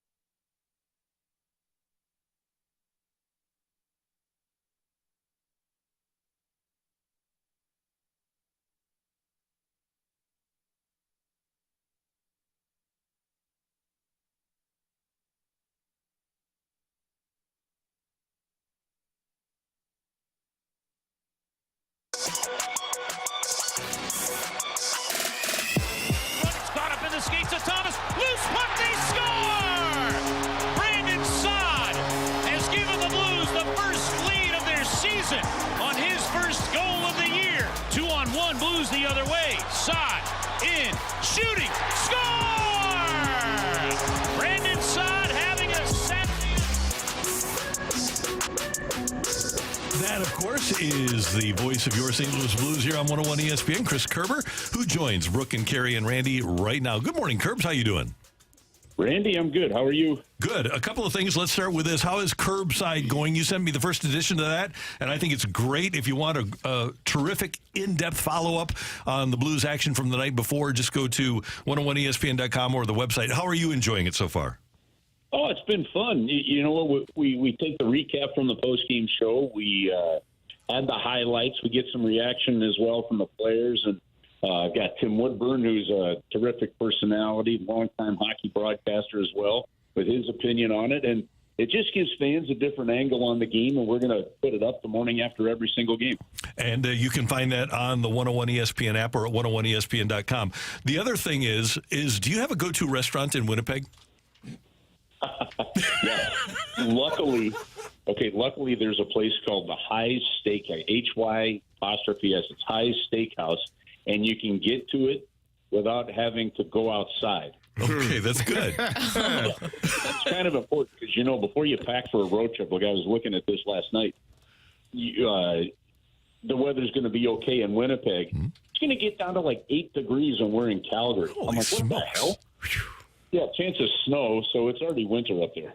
That sounds awful. And then you go to Vancouver, which is good. Well, I'll tell you what. Now, I haven't. Well, yeah. Then we go to Vancouver, which is good. It'll still be cooler, but that's going to be the second of a back-to-back, so we won't have a whole lot of time there. But, yeah, you know what, to be honest with you, most of the years now, it's been 10-plus or so since Winnipeg's been back in the league. I haven't done a whole lot of venturing out in Winnipeg, just a couple of times, because sometimes it gets cold enough, or even the cold is like it's too cold. Well, Kerbs, luckily the Blues are going on to this road trip on a high note with a huge bounce-back win this past weekend against the Penguins. To me, it was the Brandon Saad game outside of Jordan Binnington with another fantastic performance. But Brandon Saad with 2 goals, but just seeing how well he's starting to mesh with that top line, what have you noticed with his progression being up there with Robert Thomas and Jordan Kyrou? Well, you got a veteran player that's won 2 Stanley Cups that just knows how to play the game. But he's really important to the success of this team this year because he's got to play, in my opinion, meaningful minutes. And by that, I mean, look, Brandon Saad's going to get around his 20 goals every single year. It seems that's the kind of player he is. But those were impactful minutes that he played in that top line. You know, I think in a perfect situation, if this team's a cup contender, Brandon Saad's probably your third-line left wing that moves up to the top 6 when a guy isn't going well or somebody gets hurt, like's happened with Pavel Buchnevich. But he's got an opportunity, you know, still with this year and next year left on that contract he signed with the Blues to play top 6 minutes every single night. And the best part is if he can really develop, with his speed, some of that chemistry with Thomas and Kyrou and start making that line go, well, that gives Craig Berube an opportunity to put Pavel Buchnevich when he's back on the line with Braden Schenn and Kasperi Kapanen. And, man, I like the grit and the work ethic of that line. Kerbs, it seemed like the Blues had so much more energy versus the Penguins than they did against the Coyotes. Did you see that? And if so, what was the difference? Yeah, you know what, Kerry? It wasn't an energy thing, in my opinion. It was just a system breakdown. It was the fact that they just didn't get the puck on their stick enough to get it going. And sometimes when that snowballs against you, it's hard to recover and get it back. And so, you know, I don't think it was a work ethic issue. I don't think it was an energy factor. I think the game kind of snowballed away from them, and then they were chasing the game. And listen, it's a mental grind, as you know, as a former athlete, when you fall behind, and you fall behind in several games in a row, and you feel like you're chasing the game. It's a lot different than they did against the Penguins by getting the lead and then building on it. So, either way, I think it was some really good early season adversity to know that you can rediscover your game, to know that you can bounce back and not let it snowball. And that's something that was a problem last year that you hope is not an issue this year. Kerbs, the Blues in the last few years have done very well with getting goals and points from their defensemen. Not so much so far this year. What is that a product of? Is it a change in system or is it individual players? Well, it's early, so, you know, I think we should wait and see how this sorts out, because you do have the goal from Tuck, you've got the goal from Parayko. Part of it this year part of it this year and last year, to be honest with you, Randy, has also been the power play. So you're not getting the extra points for Torrey Krug, you're not getting the extra points for Justin Falk in that mix. So the power play last year wasn't good, and this year, obviously, it hasn't even picked up a point. So that's part of it. But to your point, for this team to be successful and to play in today's National Hockey League, you have to have active defensemen that participate in the offense. And I think last year they just didn't have enough offensive zone time to get the puck down low and grind it out where it could happen. And this year the zone time hasn't been very good as well. You will see more points from your defensemen when you start to have zone time and start to create chaos that opens up shot lanes for them. Do you feel better about, after Saturday's game, about that offensive zone time, about the potential to be able to establish that? Yeah, I still think at times this team really still looks like a rush team, but you could see that there's a concerted effort to make that happen. It was better. I don't think it's anywhere near where Craig Berube would like to see it. So there's still got to be a lot of work at where you're putting the puck in. Are you chipping the puck past the defense that gives your teammate a chance to get it? Are you rimming it to where the goalie can get it? Or are you making sure the goalie can't touch it? Things like that will add to it. But, yeah, again, I'll go back to the fact that it was a good rebound game. It didn't snowball into a 2-3-game losing streak was huge, and that will continue to build some confidence. This is a hockey team that's going to have to find a way to win games 3-2, 2-1 this year, I think, and part of that's going to be making sure that the other team has to defend in their own end. And that's something that Berube, I think, is definitely going to be building on as the season moves along. Kerbs, on this road trip, outside of hopefully winning these games, what would you like to see? Is there something specifically you want to see from a player or even a unit or even with the power play? Is there something that you would like to see during this road trip the Blues accomplish? Well, you want to see a shooting mentality on the power play, and you want to see, I think, some consistent executed play from Robert Thomas. It's going to go through him on that top power play unit. The offense is going to go through him, even if it's to Jordan Kyrou, with the top line minutes. So they're going to face a good physical team in Winnipeg. Then you've got some decent size defensively for Calgary. And I'm not sure what the identity of the Vancouver, Canucks is just yet, but you're going to see the continued battle grind in, night out from that top line. And you've got 3 games in 4 days, Brooks. So what I think it needs to happen is if you're seeing that consistency by the time you hit Vancouver from that top line, then you're seeing something there. So it's going to be a hard 3 games for that top line, but I'd look at the continued matchups they're getting and can they be successful. Kerbs, the Blues have been outshot in every single game. Do you expect that trend to continue? And if so, is that problematic? I do think it will get used to it, Kerry. I think that's what's going to happen a lot this year. Problematic? No, not when you've got Jordan Binnington playing this way because a lot of shots are coming from the outside. I think it's a system where it's more about worrying about defending the middle of the ice than the outside part of the ice and chasing it around the boards. So far, I think the trend is you will give up some more shots. And talking to some of the players, they say, yeah, we'll give up a few more shots, but they'll be able to block more.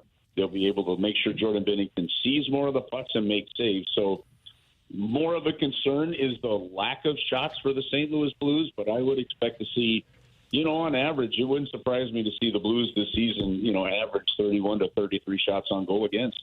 Hey, Kerbs, one more thing before we let you go, and this is about Connor Bedard, more of a big-picture NHL thing. McDavid is playing at Edmonton. McKinnon is playing with the Avalanche, not a market that it's not a central NHL market. Here you have Bedard with an original 6, a really popular team, and they averaged over $200 average for a ticket for his debut the other night. He scores a minute and a half into the game. This is a long way of asking, can Connor Bedard be a game changer for this league, do you think, because of where he plays and what he is? Yeah, look, I think to your point, it's going to help. It's, as amazing as Connor McDavid is, him playing up in Edmonton is not as helpful to the league as maybe a Connor Bedard, a Sidney Crosby, an Alex Ovechkin, and a Kenny Malkin is, down here in the United States. So the fact that he's in that market, the fact that he's clearly going to revive that team, the fact that the general manager made moves, I think that'll make that team better in the immediate as well, all plays a good role in this. But, I think he's definitely going to be a big help for the league. Randy, there's a ton of terrific young players in the National Hockey League, and the league is going to continue to market well and boom right now. I think it's really important. Like, tonight's a great night. They call it the Frozen Frenzy. All 32 teams are playing tonight. I mean, it's just a cool way of doing some things to just create awareness and continue to grow the sport that, let's face it, except for the original 6 and then the 6 expansion teams, you're talking about hockey being in most of these markets and half the league, for less than 40, 45 years. So it's still got some growth to do, and I think stars like that are going to go a long way, even if it is in a great original 6 market like Chicago. We will be tuned in for the Blues and the Jets tomorrow night from Winnipeg. Safe travels, sir, and we'll talk to you soon. All right, you guys have an awesome week. Cheers. Cheers to you. That is Chris Kerber, the voice of the Blues here on 101 ESPN. And by the way, the Blues, when they play Winnipeg tomorrow night, will, as we mentioned, have that 6:45 pregame and first opportunity to see Winnipeg this year. Should be a win. Mm-hmm. Should be. A win in Winnipeg. A win, Winnipeg. Oh, very nice. Oh, see what you did there? Oh, yeah. Thank you. Very nice. Appreciate it. Yeah. You guys really don't like my dad jokes, do you? Some of them are hilarious. We do. You had They're one great. earlier that was Sneaky. Yeah. It was outstanding. Thank you. Coming up here on 101 ESPN, we've got the fight. Matthew may or may not need a fighter. Let me ask him, you need a fighter? Yeah, sure. Let's go. Okay, you can text in. If you just text in the word fight with your name to 314-399-9646, 314-399-YO-HO. Perhaps you will fight me next on 101 ESPN.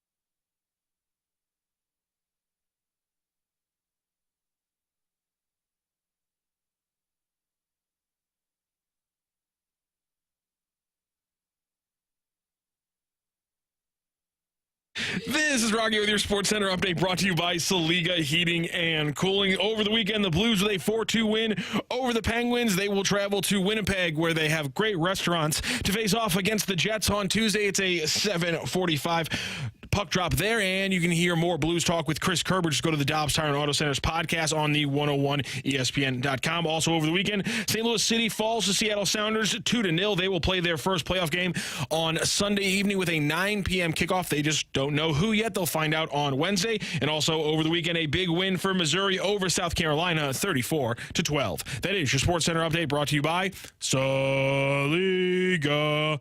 Heating and Cooling, an independent American Standard heating and air conditioning dealer.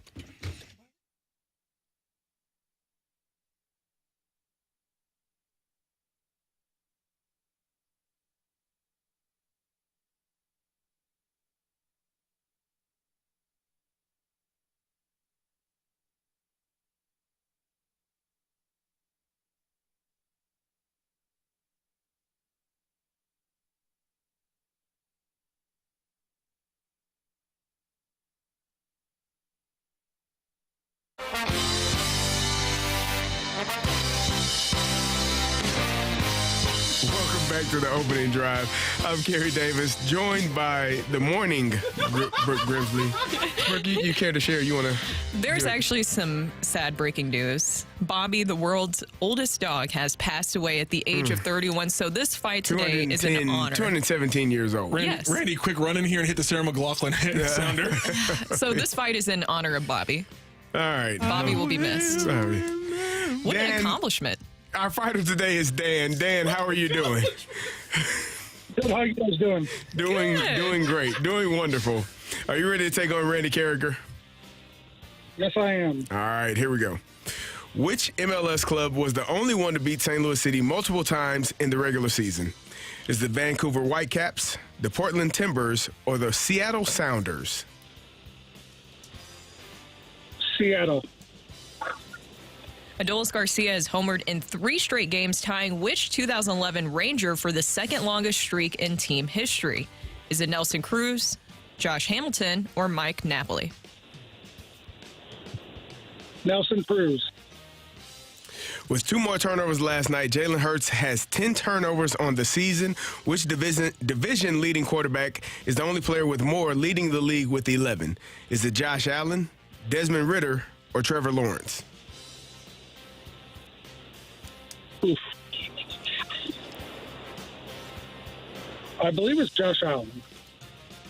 Final question. Patrick Mahomes has 5 career games with at least 400 passing yards and 4 passing touchdowns, tying Drew Brees for the 3rd most in NFL history.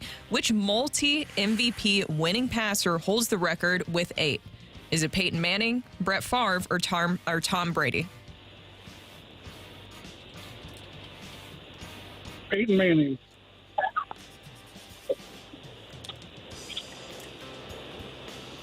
All right, we'll double check our score and we will bring in Randy Carriger.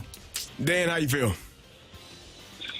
Not too bad. Okay, that's good. I'm glad to hear that. Most people usually say not too good, so you're on the right side of things, mentally at least. Yeah. We'll see if your number is enough to beat one Randy Carriger. Randy is putting his headphones on. He's preparing to settle in for the fight. Randy, say hello to Dan. Dan, good morning. How you doing? Good. How you doing? I'm doing well. Thanks for listening. Thanks for playing. We do appreciate it very much. No problem. All right, Randy. What's going on here? What happened? I just heard the sad news that Matthew told me. The world's oldest dog passed away today. Well, Bobby. Bobby. I thought it was named Vladdy. Vladdy. I don't know where you're going.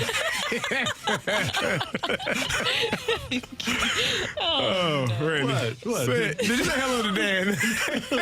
Hello, Dan. Oh, you did already. Okay. All right. You ready? Ready? I kind of like that one. Purina should have sponsored it. All right. Here we go.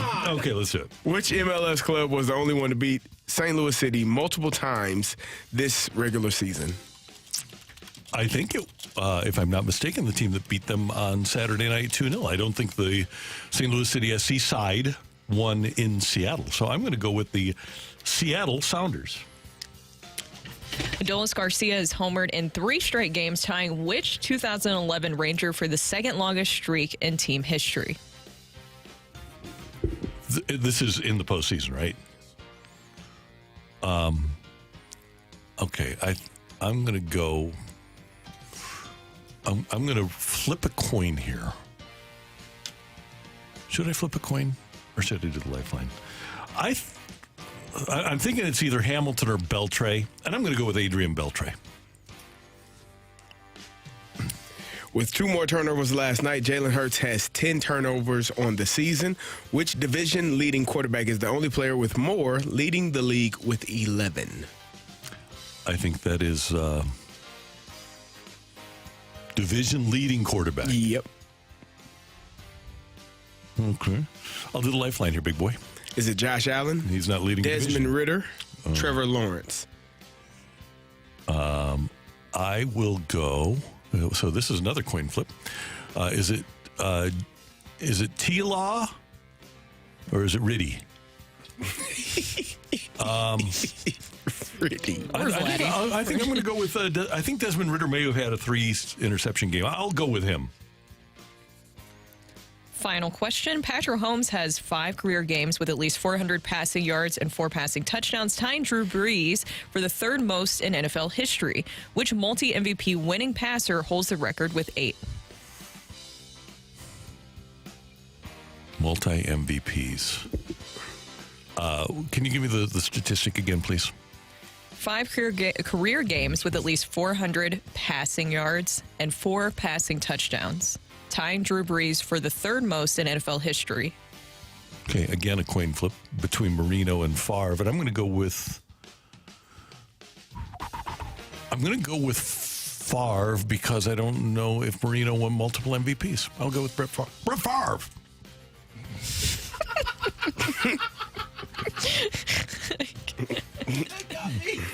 That got me. Sorry, the way you said Brett Favre got me. You're just the things you're saying today, Randy. On a fun Monday, there's a close fight today.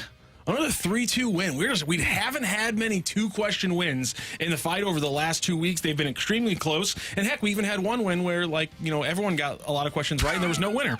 So we have an outright winner in today's fight. Was Dan able to take down Randy Carricker on a Monday? Or does Megamind start his week off with a win? Ring that bell. The winner and new champion of the fight, Average Joe Listener. Congratulations, Dan. You beat Randy Carricker today 3-2 in the fight. Nice. Yes. I missed the Josh Allen one. They're not leading the division, so yes. You were very correct. Let's go through those questions and go through those answers. Which MLS club was the only one to beat STL City SC multiple times in the regular season? It was, in fact, the Seattle Sounders. They beat them 3-0 away and then 2-0 here at home at City Park. Adolis Garcia has homered in 3 straight games, tying which 2011 Ranger for the 2nd longest playoff streak in team playoff history, and that was Nelson Cruz who put that little streak together for those 2011 Rangers. He was dangerous if he was at the plate. Out in the outfield, though, a little liable, Randy. A little bit liable. With 2 more turnovers last night, Jalen Hurts has 10 turnovers on the season. By the way, he had 8 last year. Which division-leading quarterback is the only player with more? The Atlanta Falcons took the division lead in their win over the Tampa Bay Buccaneers, but their quarterback not playing that great, Desmond Ritter, with 11 turnovers so far. And Patrick Mahomes has 5 career games with at least 400 passing yards and 4 pass TDs, tying Drew Brees for the 3rd most in NFL history. 5-time MVP winning Peyton Manning has 8 of those games in his career. Dan Marino comes in place 2nd all the time in NFL history. And then, of course, Drew Brees and Pat Mahomes tied at 3rd. Congratulations, Dan. A 3-2 win in today's fight. We will talk to you tomorrow when you'll have round 2 in your quest for the Hall of Fame. Excellent. Appreciate it, guys. Thanks, Good job, Dan. Dan with us on 101 ESPN. Coming up, Mizzou is 7-1 for the first time since 2014 when they went to the SEC championship game. Does this team have the same opportunity that team had? That's next on 101 ESPN.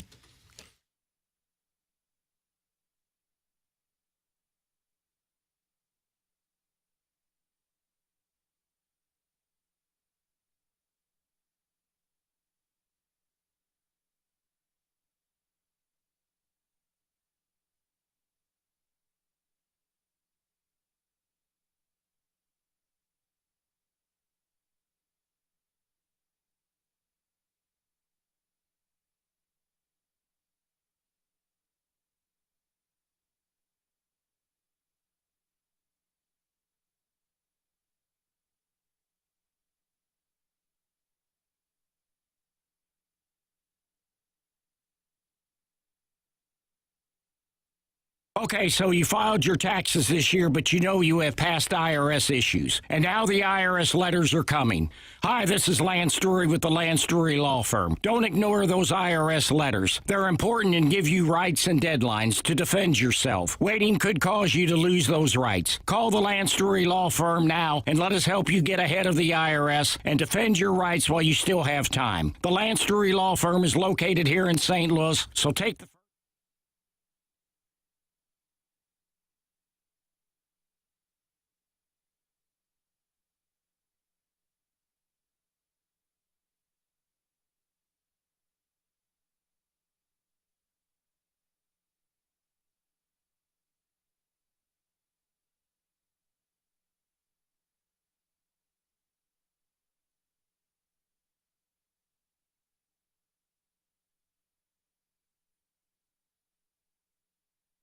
Every day in St. Louis, thousands of St. Louisans use Metro Transit to help people get from point A to point B. But Metro isn't just about helping people get from point A to point B.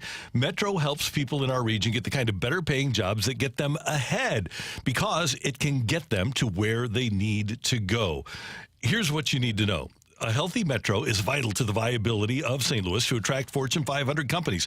Every single company that's moving is concerned about mass transit in its area and how good it is. If you already like Metro, you'll love it once you know the difference Metro makes in our communities. And if you have a negative perception, well, think about the quantifiable positive difference that Metro continues to make on both sides of the river in getting people to jobs and making life easier for those people. A healthy, vibrant public transportation system is critical in attracting business and creates a significant amount of jobs in the region. So whether you use it or not, know that Metro is important to St. Louis. Don't let preconceived notions hold you back. Give Metro a chance and experience the benefits for yourself. In short, thanks to Metro, you don't have to drive to thrive.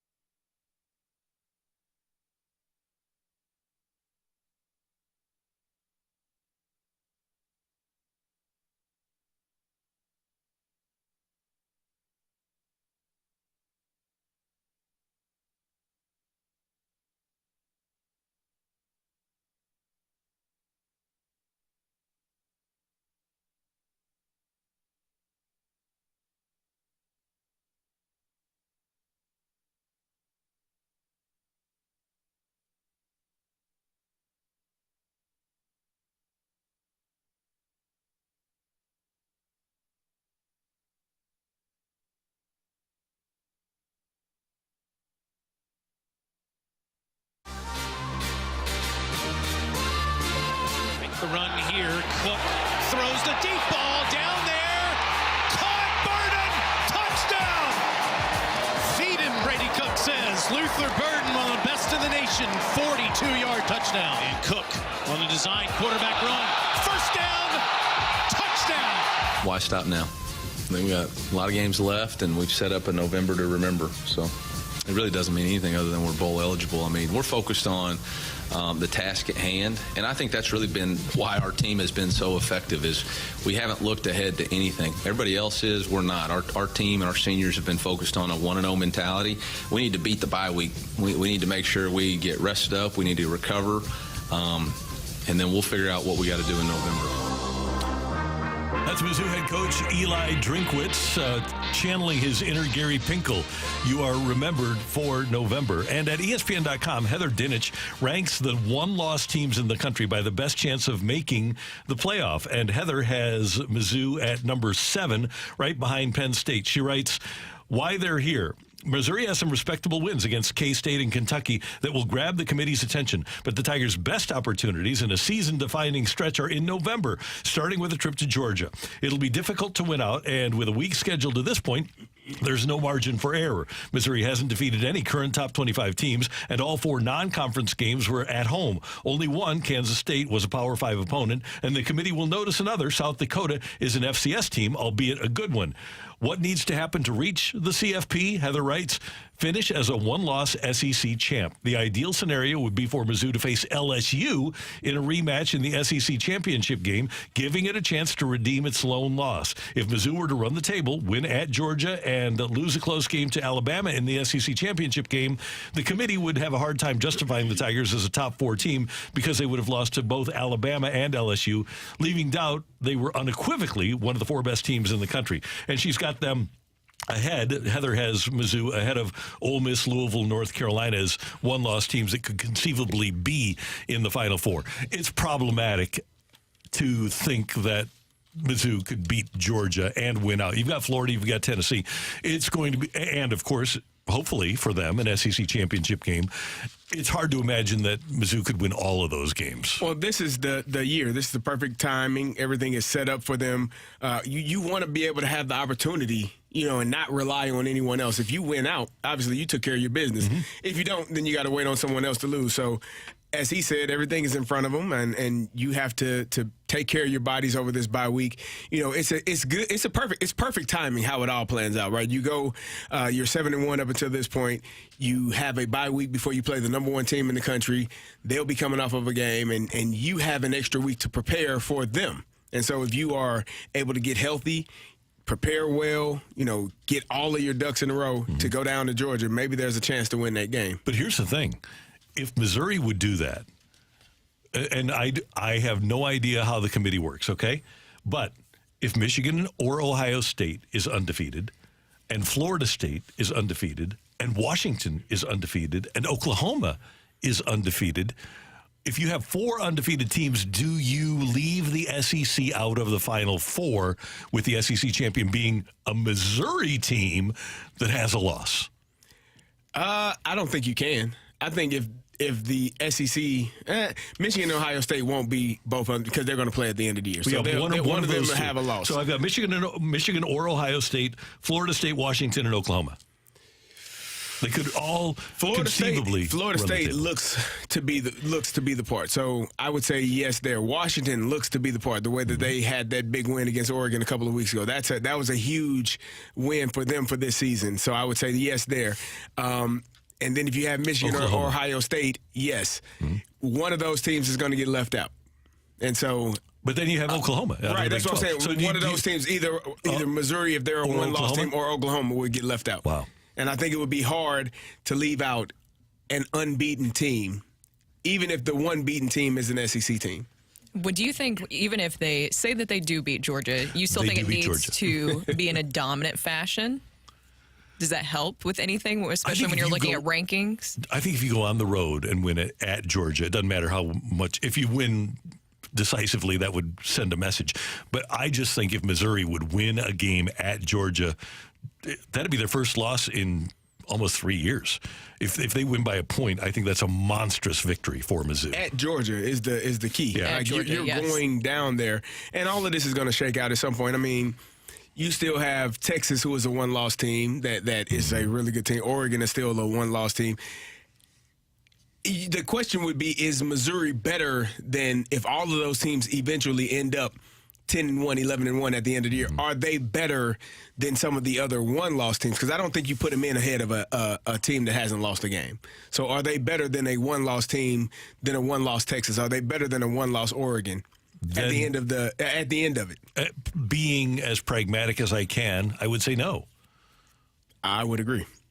Yeah. Because I think on a neutral site versus Oregon, anything can happen, but those teams are a step ahead right now. Missouri is a really good team. And again, this is going to be the test of the year. Going down to Georgia on the road, you have a chance to win that game if you don't turn the ball over. They played really well against Georgia last year. You get down to the goal line, and then you have a false start penalty, and then you get 3 points instead of a touchdown. Those types of things can't happen. They can't happen at home, but they especially can't happen on the road. So if they take care of their business, maybe, Georgia is sleepwalking through the game, and you get an opportunity to win that game. If both teams come and play their best, I think Georgia is the better team. But again, Missouri has everything in front of them with an opportunity to go down there and put themselves in the driver's seat for the SEC East champions. And I'm interested to see which version of Mizzou that we're going to see, because if you guys notice, they've kind of won these games that they have won in different ways. If you look at this South Carolina game, South Carolina, not good, obviously. They're struggling, but their pass defense is terrible. But then the way that Mizzou kind of chose to run the ball more, I thought was really interesting. But it also shows how dominant they are and how confident they are in who they are. Cody Schrader is really, really good. And you had Luther Burden, too. You had Theo Wees, also another. I just thought it was very interesting how they have different tactics, different approaches. This is something that I was not expecting to see from Mizzou this season. So I'm interested to see which version of Mizzou that we'll see, especially offensively. The offensive line deserves all of the credit in the world.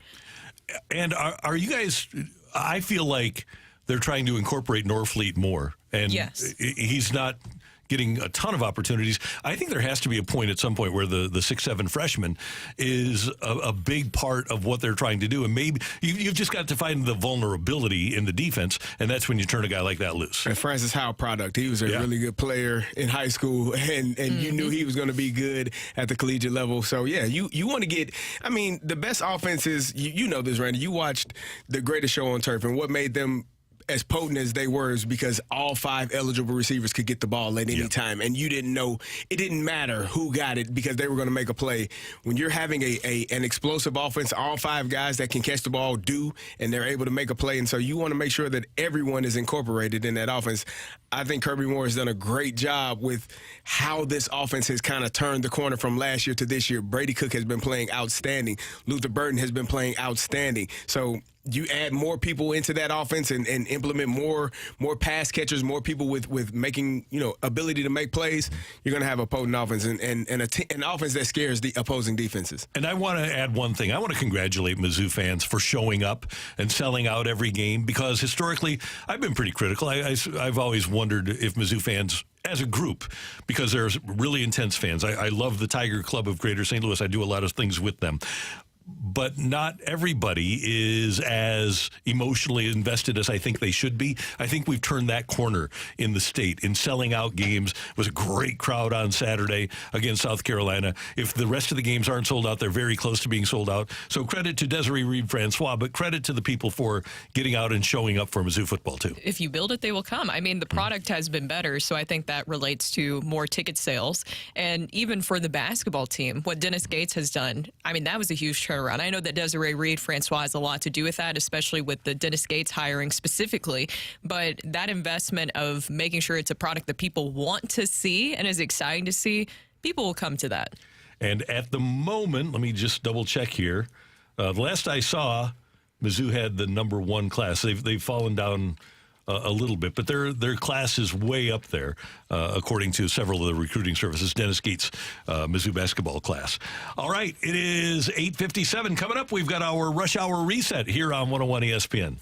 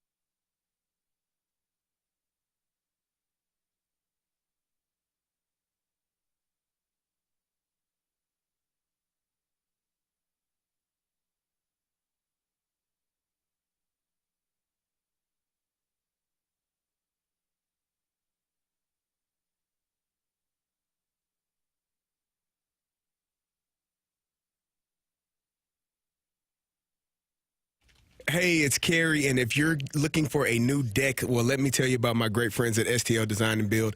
They have been helping me go through the process of getting my new deck built. It's almost completed. It looks fantastic. I am extremely excited about the work that is being done and how efficient and effective they have been. I told you all a couple of weeks ago I had an issue arise. My project coordinator, Becky, told me that there were some issues with the decking, and when they were going through the decks, looking at the boards, there was some gravel that had gotten in between them. And instead of sorting through all of them, they just said, Kerry, are you willing to, we'll just ship them all back and bring new material out to make sure that your deck does not have any blemishes, has no issues. We want you to have the best deck possible, and that's what they did for me. I had to go through the Builder Trend app, and I was able to sign off on it right then, right there. The new deck was brought out. It looks fantastic. I'm excited about it. As I said, STL stands for St. Louis, but it also stands for Sky's the Limit. Trust me, they'll have your deck looking amazing in no time. Check them out online at stldesignandbuild.com. That's stldesignandbuild.com.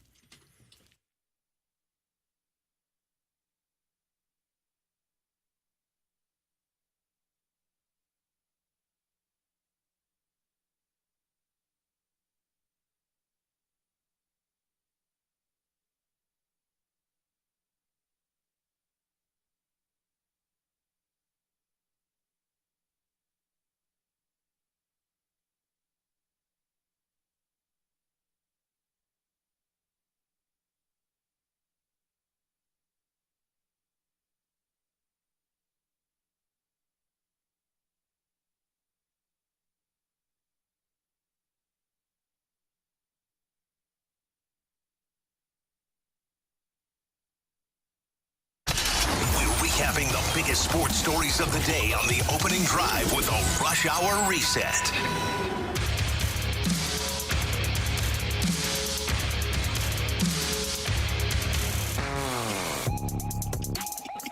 Time for the Rush Hour Reset here on 101 ESPN. It's 9:02. Your time check brought to you by Clarkson Jewelers, an officially licensed Rolex jeweler. Great to have you with us. Great to be here. It is. Oh, you weren't talking to us. You were talking to the listeners. Everybody that's tuned in on the radio.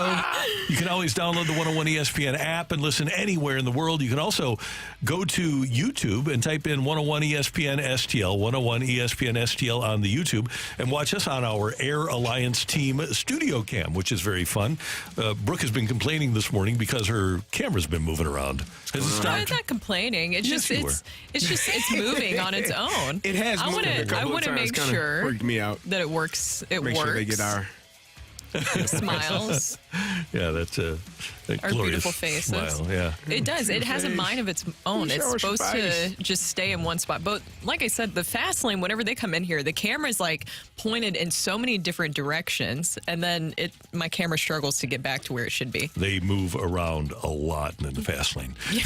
We've got Monday Night Football tonight, Vikings and Niners. Pregame at 6:30, action almost at 7:30 here on 101 ESPN. But we also have perhaps World Series deciding baseball games this afternoon at 4:07. The Diamondbacks are at Philadelphia. It's Merrill Kelly against Aaron Nola, who's 3-0 with a 0.96 ERA this postseason. If Philadelphia wins, they'll be on their way to the World Series for the second consecutive year. And tonight at 7 on Fox FS1, you've got the Rangers and Astros playing Game 7 of their series after last night's Rangers win 9-2 in Game number 6. It was quite a game for the offense for the Texas Rangers. In the first inning, Yordan Alvarez singled to give Houston the lead, and you're thinking, uh-oh, here we go. But then Texas tied it in the second inning, and in the fourth, Jonah Heim put him ahead. An 0-1 pitch. Drives one the other way. Tucker's going back towards the corner at the wall. A lead bend. It's gone. Just over the glove of Tucker. 2 home runs for the Rangers the other way, and they've taken the lead in Game 6. The Rangers maintained their lead. They were up 5-2 in the top of the ninth when the former Cardinal farmhand came through. Bases loaded, 1 gone in the ninth. Stanix 1-1. It is thrilled on a line. Left field and gone. Adolis Garcia makes his statement. And the Rangers have their sights set on Game 7. 9-2 at that point. That was the final as the Rangers do force Game 7. Here's their manager after the game. All right, you guys, let's listen up. First of all, Max is starting. This sounds like the same guy. I did not hear it different. Starting. I will say that the shot that Heim hit was not the best shot that he took of the night. I don't know if you saw the foul tip that he almost had his own contact injury there. Yeah. Fortunately for him, he probably had some protection. Good for him. Learned from his previous people not to be unprotected back there. Yeah, you don't. You don't want to have Lessons that situation. learned. So tonight you've got Christian Javier for Houston, and as Lou Brown said, Just Max Scherzer for the Rangers. I really think Scherzer has to give him length. Now, here's the thing. Leclerc has pitched a lot in this series. Here's my question for you guys. And the bullpen got a little bit of a respite last night, but not a complete respite. Nathan Eovaldi threw 88 pitches last night.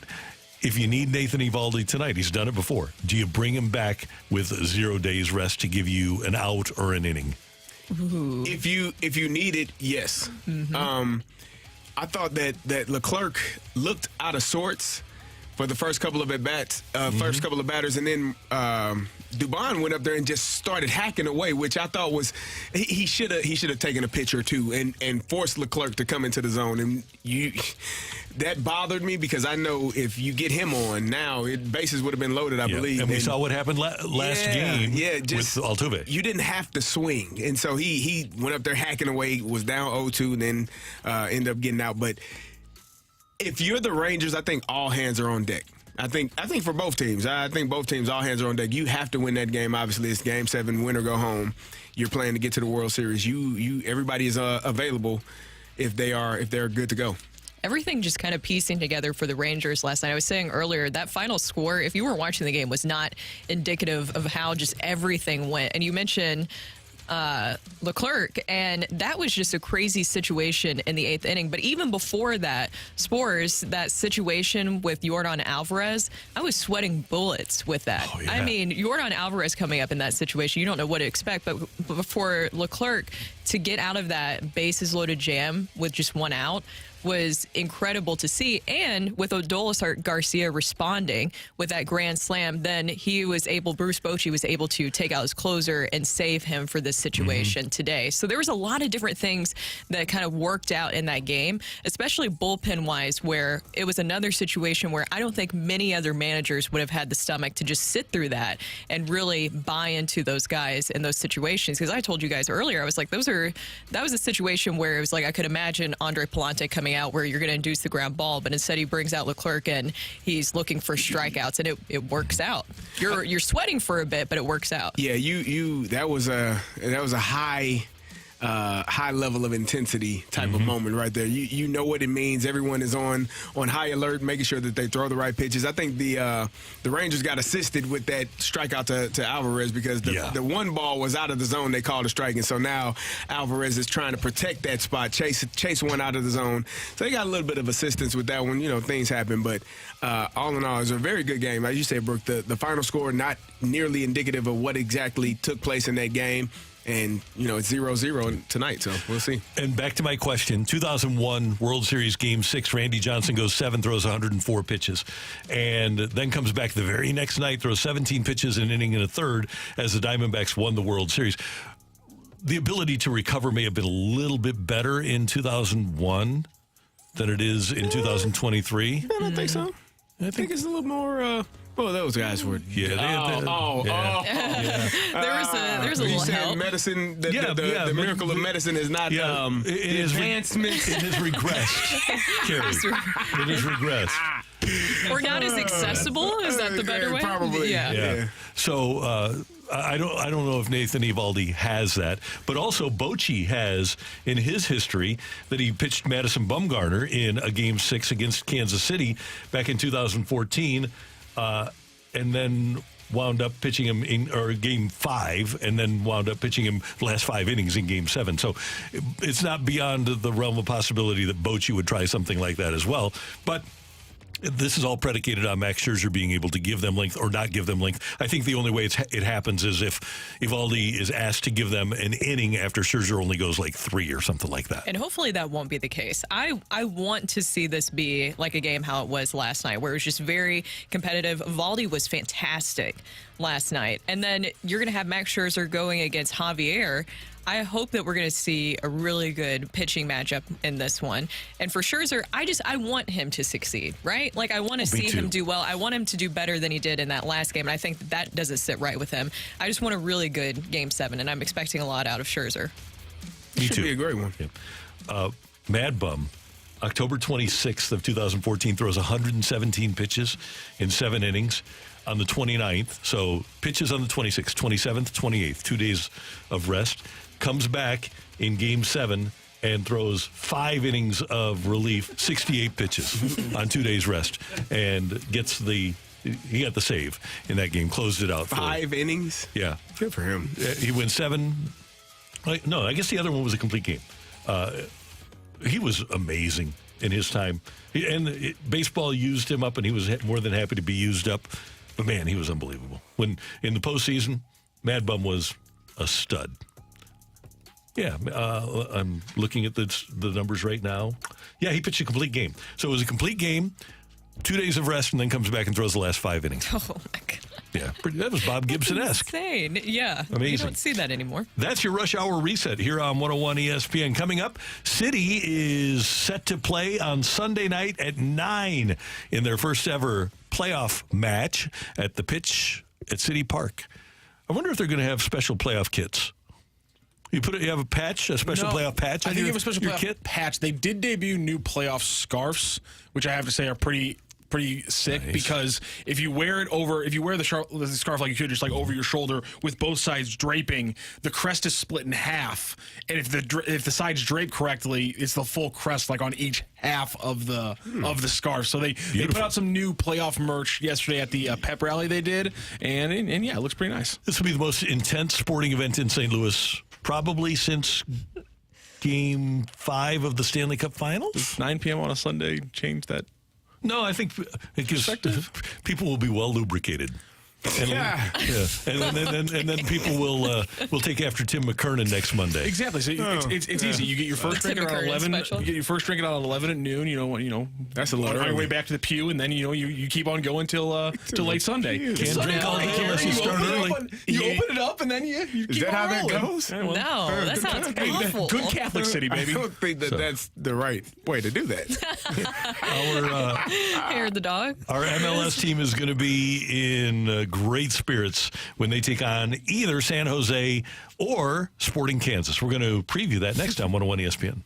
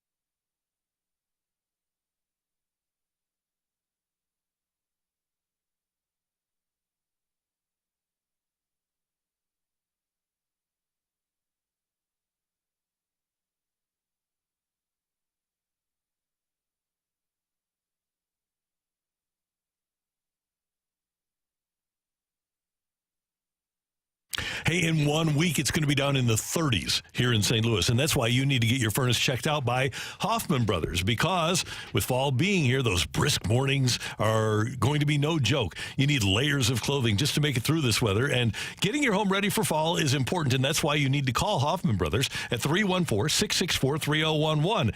Getting your heating system maintenance is important. The heating and air conditioning equipment is the most expensive appliance in your home. And getting it maintained annually is really important to the longevity of the system, the operation of the system, and how energy efficient it remains. At Hoffman Brothers, they're going to come out, they're going to perform heat maintenance, clean the system, check all the burners, gas lines for carbon monoxide, and tell you how your furnace is doing. Safety for you and your family is a huge priority of Hoffman Brothers, and they're a proud Mitsubishi Electric elite contractor providing homeowners with customized comfort solutions for any room in your home. Call today to schedule your heating system maintenance or to join their home protection plan.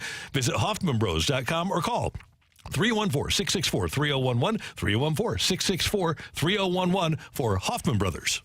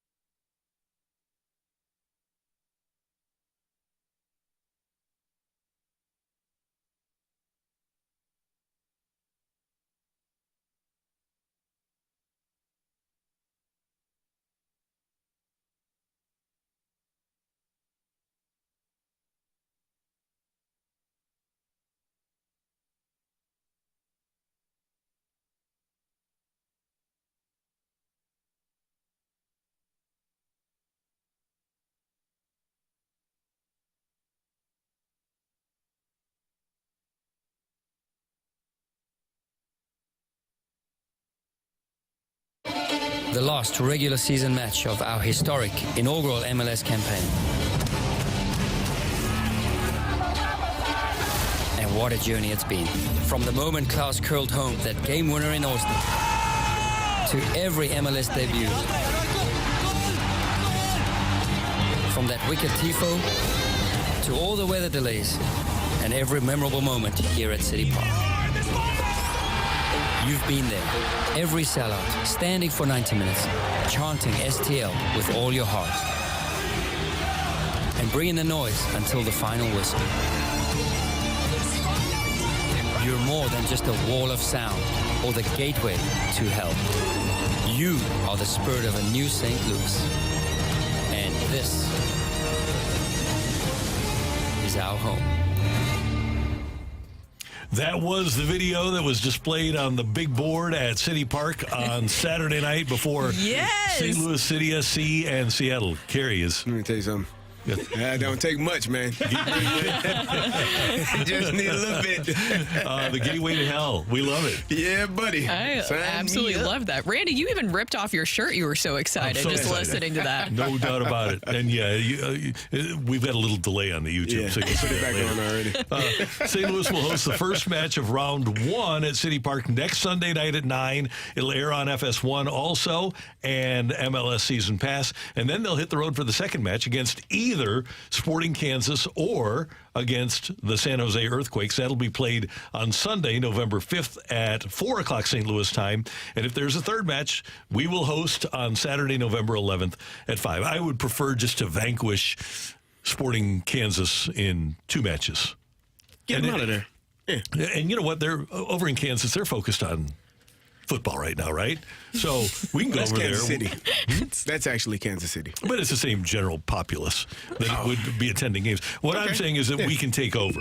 St. Louis City SC fans can take over their little cute stadium. Their little cute stadium. Yeah. I like that. Any other digs that we can throw towards their way? Well, our barbecue's better. Their little cute stadium that's in a different state than the offices for the team. Like I remember, you know, when I looked at a real team and I was like, oh hey, there's their administrative offices and there's their stadium, like right in like a 5-minute drive of each other instead of in a different state. I can say this because I am a connoisseur. Mm-hmm. St. Louis barbecue is better than Kansas City barbecue. I would agree. Get him, Randy. All due respect to Gates Barbecue and the spicy stuff that they got over there. It's not bad. It's not bad. It ain't great. Ours is just way better. Yeah, I agree. What is Kansas City style barbecue? How do you describe it? What they want to do, and I kind of get it. And people there like it. Clearly, people there like it. If you look at like a typical Royals game, you'll notice that they eat a lot of barbecue.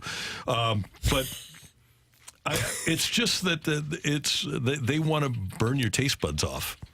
Oh, so like very, very spicy. Yeah, so that you really don't taste it. Is it like Nashville hot chicken? Like that kind of spicy? No. This is like all their barbecue. Like you put a Kansas City style sauce on a piece of brisket. You say, why did we put it on a piece of brisket? Why not on a piece of cardboard? Oh my God. And if it's a good brisket, you don't have to hide it. Right, exactly. In sauce. And I say this with all due respect to Kansas barbecue. Oh, of course. But ours is better. And our soccer history, can you believe that somebody would have the audacity to claim, especially them, that they're the soccer capital? Yeah, give me a break. Yeah. We are the soccer capital of America. I agree. How many players did they have in the 1950 U.S. World Cup team that beat England? Probably zero. How many did we have? Half the team. There you go. There you go. Okay. They don't have that going on. They don't. We need this to happen. Kansas City Comets. And I think we cleaned up on the Kansas City Comets, too, when the Steamers were in business. I like the Steamers. The Steamers were awesome. It was great. But this is even better. Again. Yeah. Comets are good again. Are they? Yeah. The only Kansas Comet I recognize it's really annoying. Gale Sayers. Ruins my winter and spring every time. Okay, well. It's the only Comet I know from Kansas. Yeah, Kansas Comet. Damn right. Gale Sayers. It's the only one we recognize here. Yep, he was pretty good. Yep. Yeah, and don't worry about that because we're in the, all due respect again, is it still the MISL? MLS. No, MISL. Yeah, my bad. Okay, for the Comets. I think we're paying more attention to something MASL, else. MASL. It's a Major American Soccer League. Arena, I think is the... Okay, Major Arena Soccer League. Anyway, St. Louis City SC finished top of the West, 17-12-5, and that would be 17 victories, 12 draws, 5 L's, 56 points, 62 goals, 45 against, and a plus 17 goal differential. They were 11-4-2 at home, 6-8-3 on the road, and this is another big thing. They finished with the fourth best record in the league. So when we play in the finals, there's a chance that the home pitch advantage could go to the Eastern Conference representative.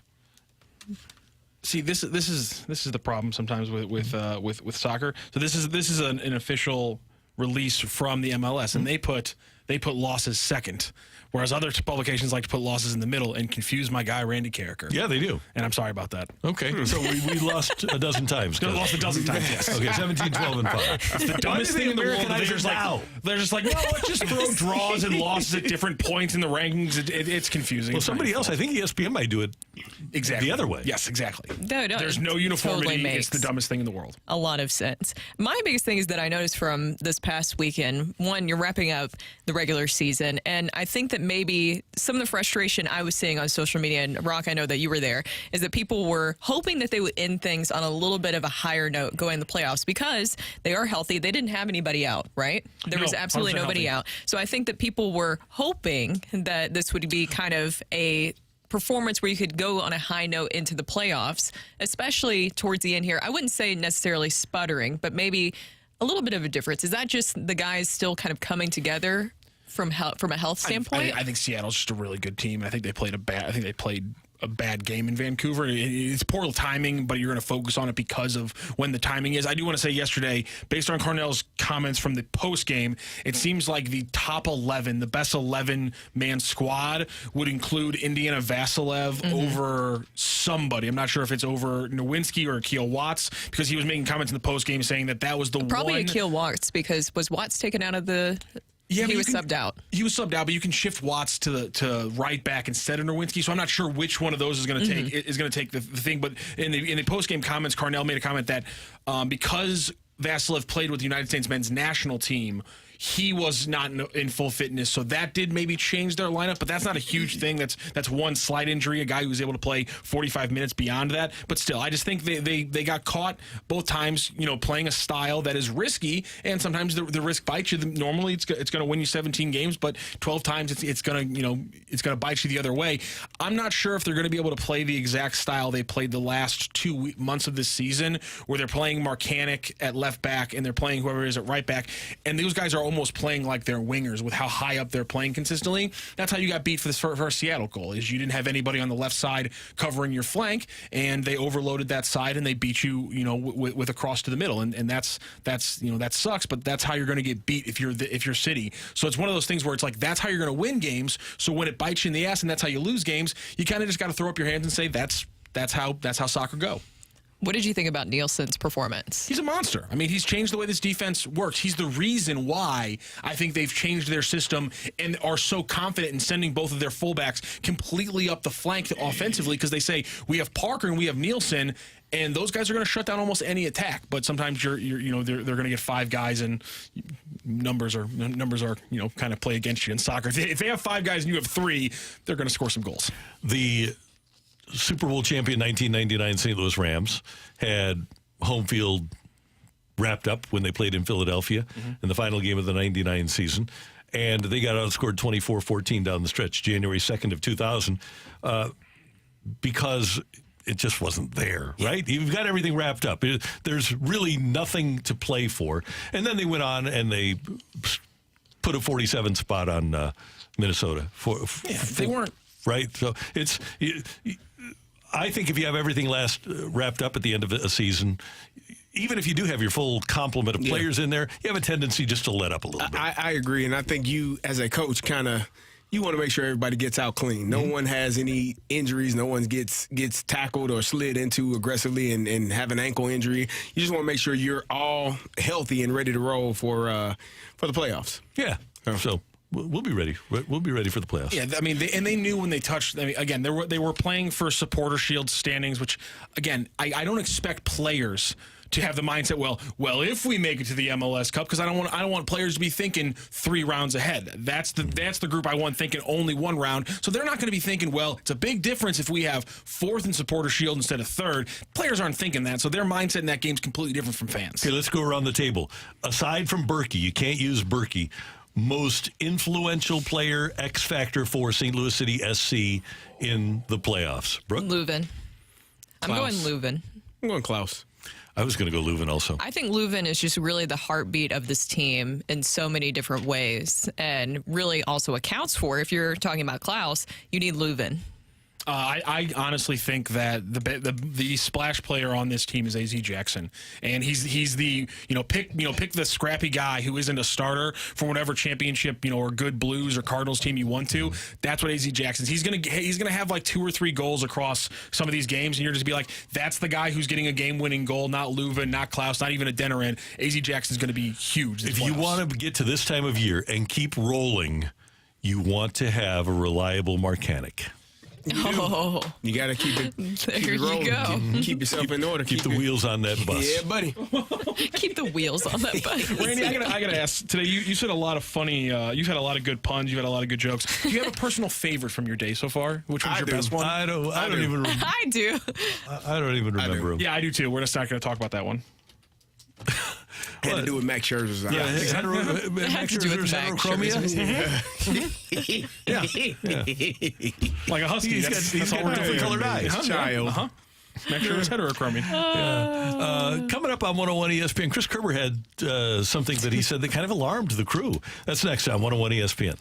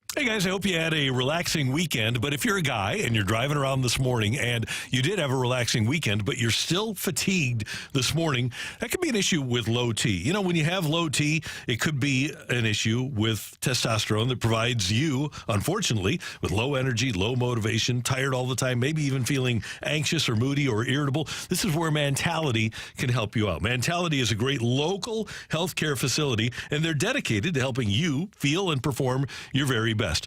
When you go to Mentality in Chesterfield or South County, they're going to check out where your testosterone level is. And if it's lower than it should be, then guys, when we pass the age of 30, it's going to get lower than it should be. They have an FDA-approved testosterone treatment that's going to bring your testosterone level back, bring your energy back, bring your anxiousness down a notch or two. You won't be as moody. You won't be as irritable. You'll be better for your family. And they're going to help you out with your insurance, too, at Mentality. Learn more at lowtusa.com and be the guy that you want to be and be as healthy and as energetic as you can be with Mentality.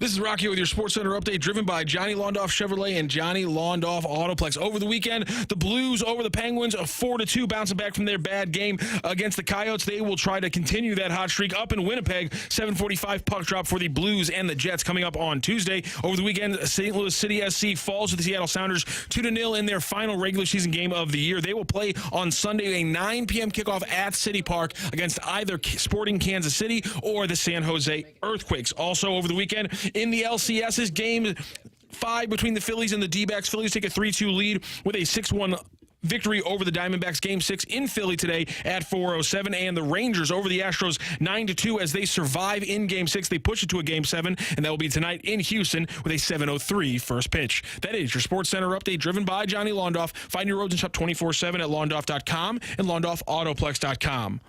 Are you kidding me?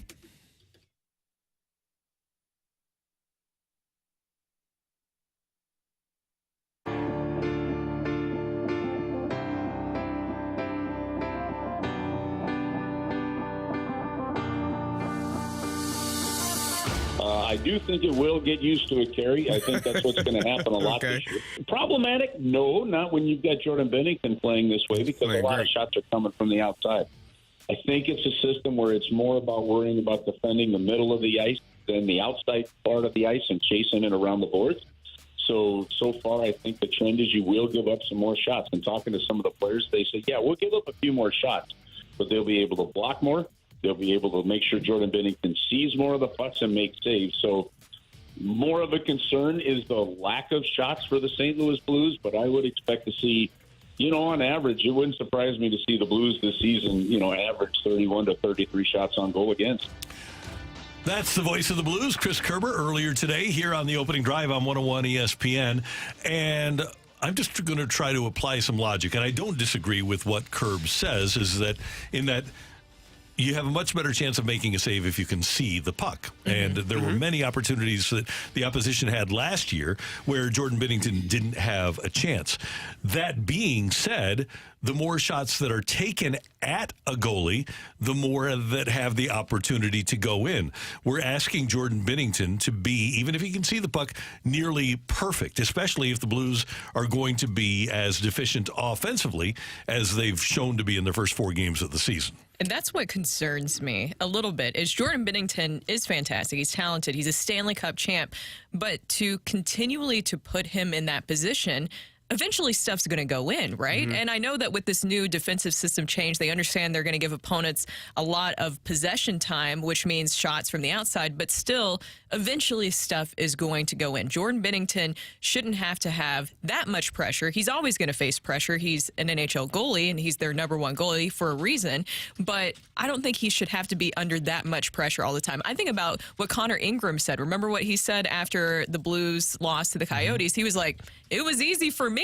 Do you think that just maybe a couple of times for Jordan Binnington, it could be a game like that for him where he's not having to stand on his head every single game in order for them to win? It shouldn't just, this season should not just be all on Jordan Binnington having to stand on his head for them to be successful and to get wins. Yeah, I mean, it could be a little bit concerning. That many shots, as we said before, eventually some of them are going to go in. And there's an expectation that Jordan Binnington is going to play. He's been playing outstanding. His 3 starts this year have been lights out. I thought he has played great in each one of those games that he's played in. Hofer I don't think did as good of a job against the Coyotes, but he was facing a lot of shots.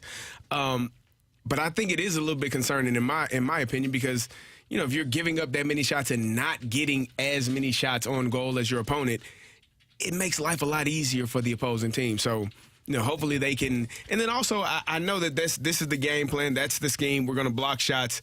But you also run the risk of injury to some of your guys because they're going to be standing in front of those shots. And that's, Jamie has said, is sometimes that puck finds a way to get to the places that aren't padded. So, you have ankle injuries, you have legs, shins, whatever the case may be, that are getting injured. So, I hope it turns around. I hope they do play better offensively and can get more shots on the goal. Maybe that'll alleviate some of the shots they're taking on the opposite end. But, we'll see. It's the style of defense that they've gone to choose for this season, which, if we're being honest, it's much better than what we saw last year so far. Minus the Coyotes game where they allowed 6 goals. This defense has been much better than what we've seen in the past, despite giving up a lot of shots. And when you talk about the other end of the ice, we can't dismiss the fact that, and it is a fact, since Pavel Buchnevich came to the Blues, when he's played, he's been more than a point-a-game guy. That is, whether on assisting on a goal or scoring a goal, he has provided the Blues more or about a goal a game. And that's a huge look at the Blues' first couple of games. They both went to shootout. If you get that goal, you win a couple in regulation right off the bat. The other night, obviously, you were in good shape. I don't know if he would have helped much against the Arizona. But my point is that if you're going to be allowing a lot of shots, right now they don't have a high-flying offense. I think it has a chance to take off a little bit more if Pavel Buchnevich is hale and hearty and healthy and ready to go. And he's a big part of forechecking with that line, and that's something that you're missing. Brandon Saad, though, that was a really, really good game from him. The 2 goals, obviously, but he adds a lot to that line. They kept talking about the sneaky speed that he displays, and you were able to see that. And he's not afraid to get to the net. That's just a big thing for me. Just getting to the net, I want to see some aggressiveness. And I think something else that Kerb said, where he was talking about the power play, seeing Robert Thomas kind of take on that role a little bit more there, because the power play does have to come along, especially that unit. Yeah, and they haven't scored a goal yet. I wonder where that comes from now. I don't. It comes from Robert Thomas. Hopefully. That's what Kerbs is saying. Come on, Bobby Tommy. Let's pick it up. Bobby Tommy. Bobby Tommy. But I don't think it's for lack of talent. Do you guys? There's plenty of talent on the Blues power play for it to be successful. And to not have a power play goal now, there's a lot of circumstances that go into this. But to not have a power play goal through 4 games is kind of unusual. That's concerning. Yeah. And then you talk about, at one point, the number of shots that they're even getting. It just... It's concerning when you have a man advantage and you don't score a goal or don't get many shots on goal. That to me, I mean, the shots on goal that they're giving up, and then the number of attempts that they're getting on the power play is concerning so far this season. Here's the road trip for you. The Blues at Winnipeg tomorrow night, 6:45 pregame here on 101 ESPN. Then Thursday, they're at Calgary, and that's a 7 o'clock pregame. And then Friday, the Blues are at Vancouver with an 8 o'clock pregame here on 101 ESPN. Coming up, we're going to head down the stretch of this edition of the opening drive with a little rock and roll. Are we going to give away a ticket or two? Yep. Metallica is coming to town, and we've got Metallica tickets. Metallica tickets. Metallic tickets for Metallica. On 101 ESPN.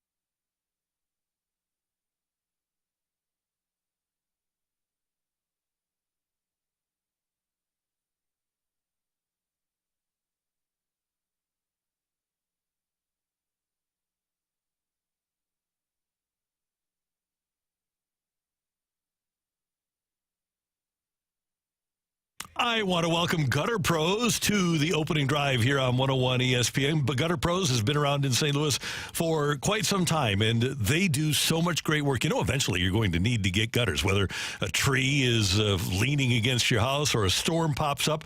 They are the place to go for new gutters. And in the gutter world, they do seamless 5-inch gutters, residential. They do commercial.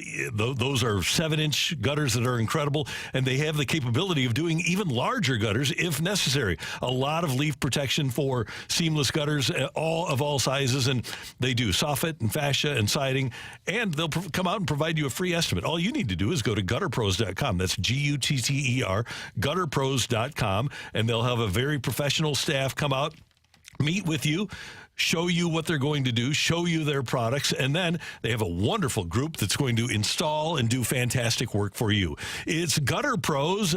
They are the place to go in the St. Louis metro area if you need new gutters. It's gutterpros.com.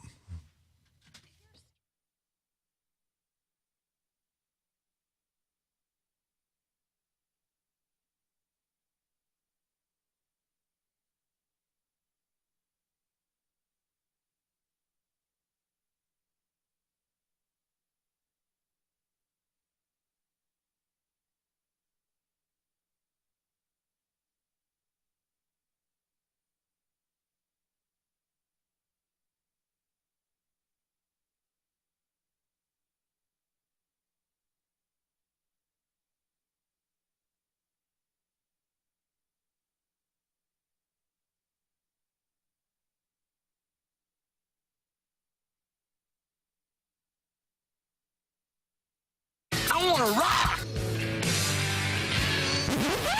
End roll.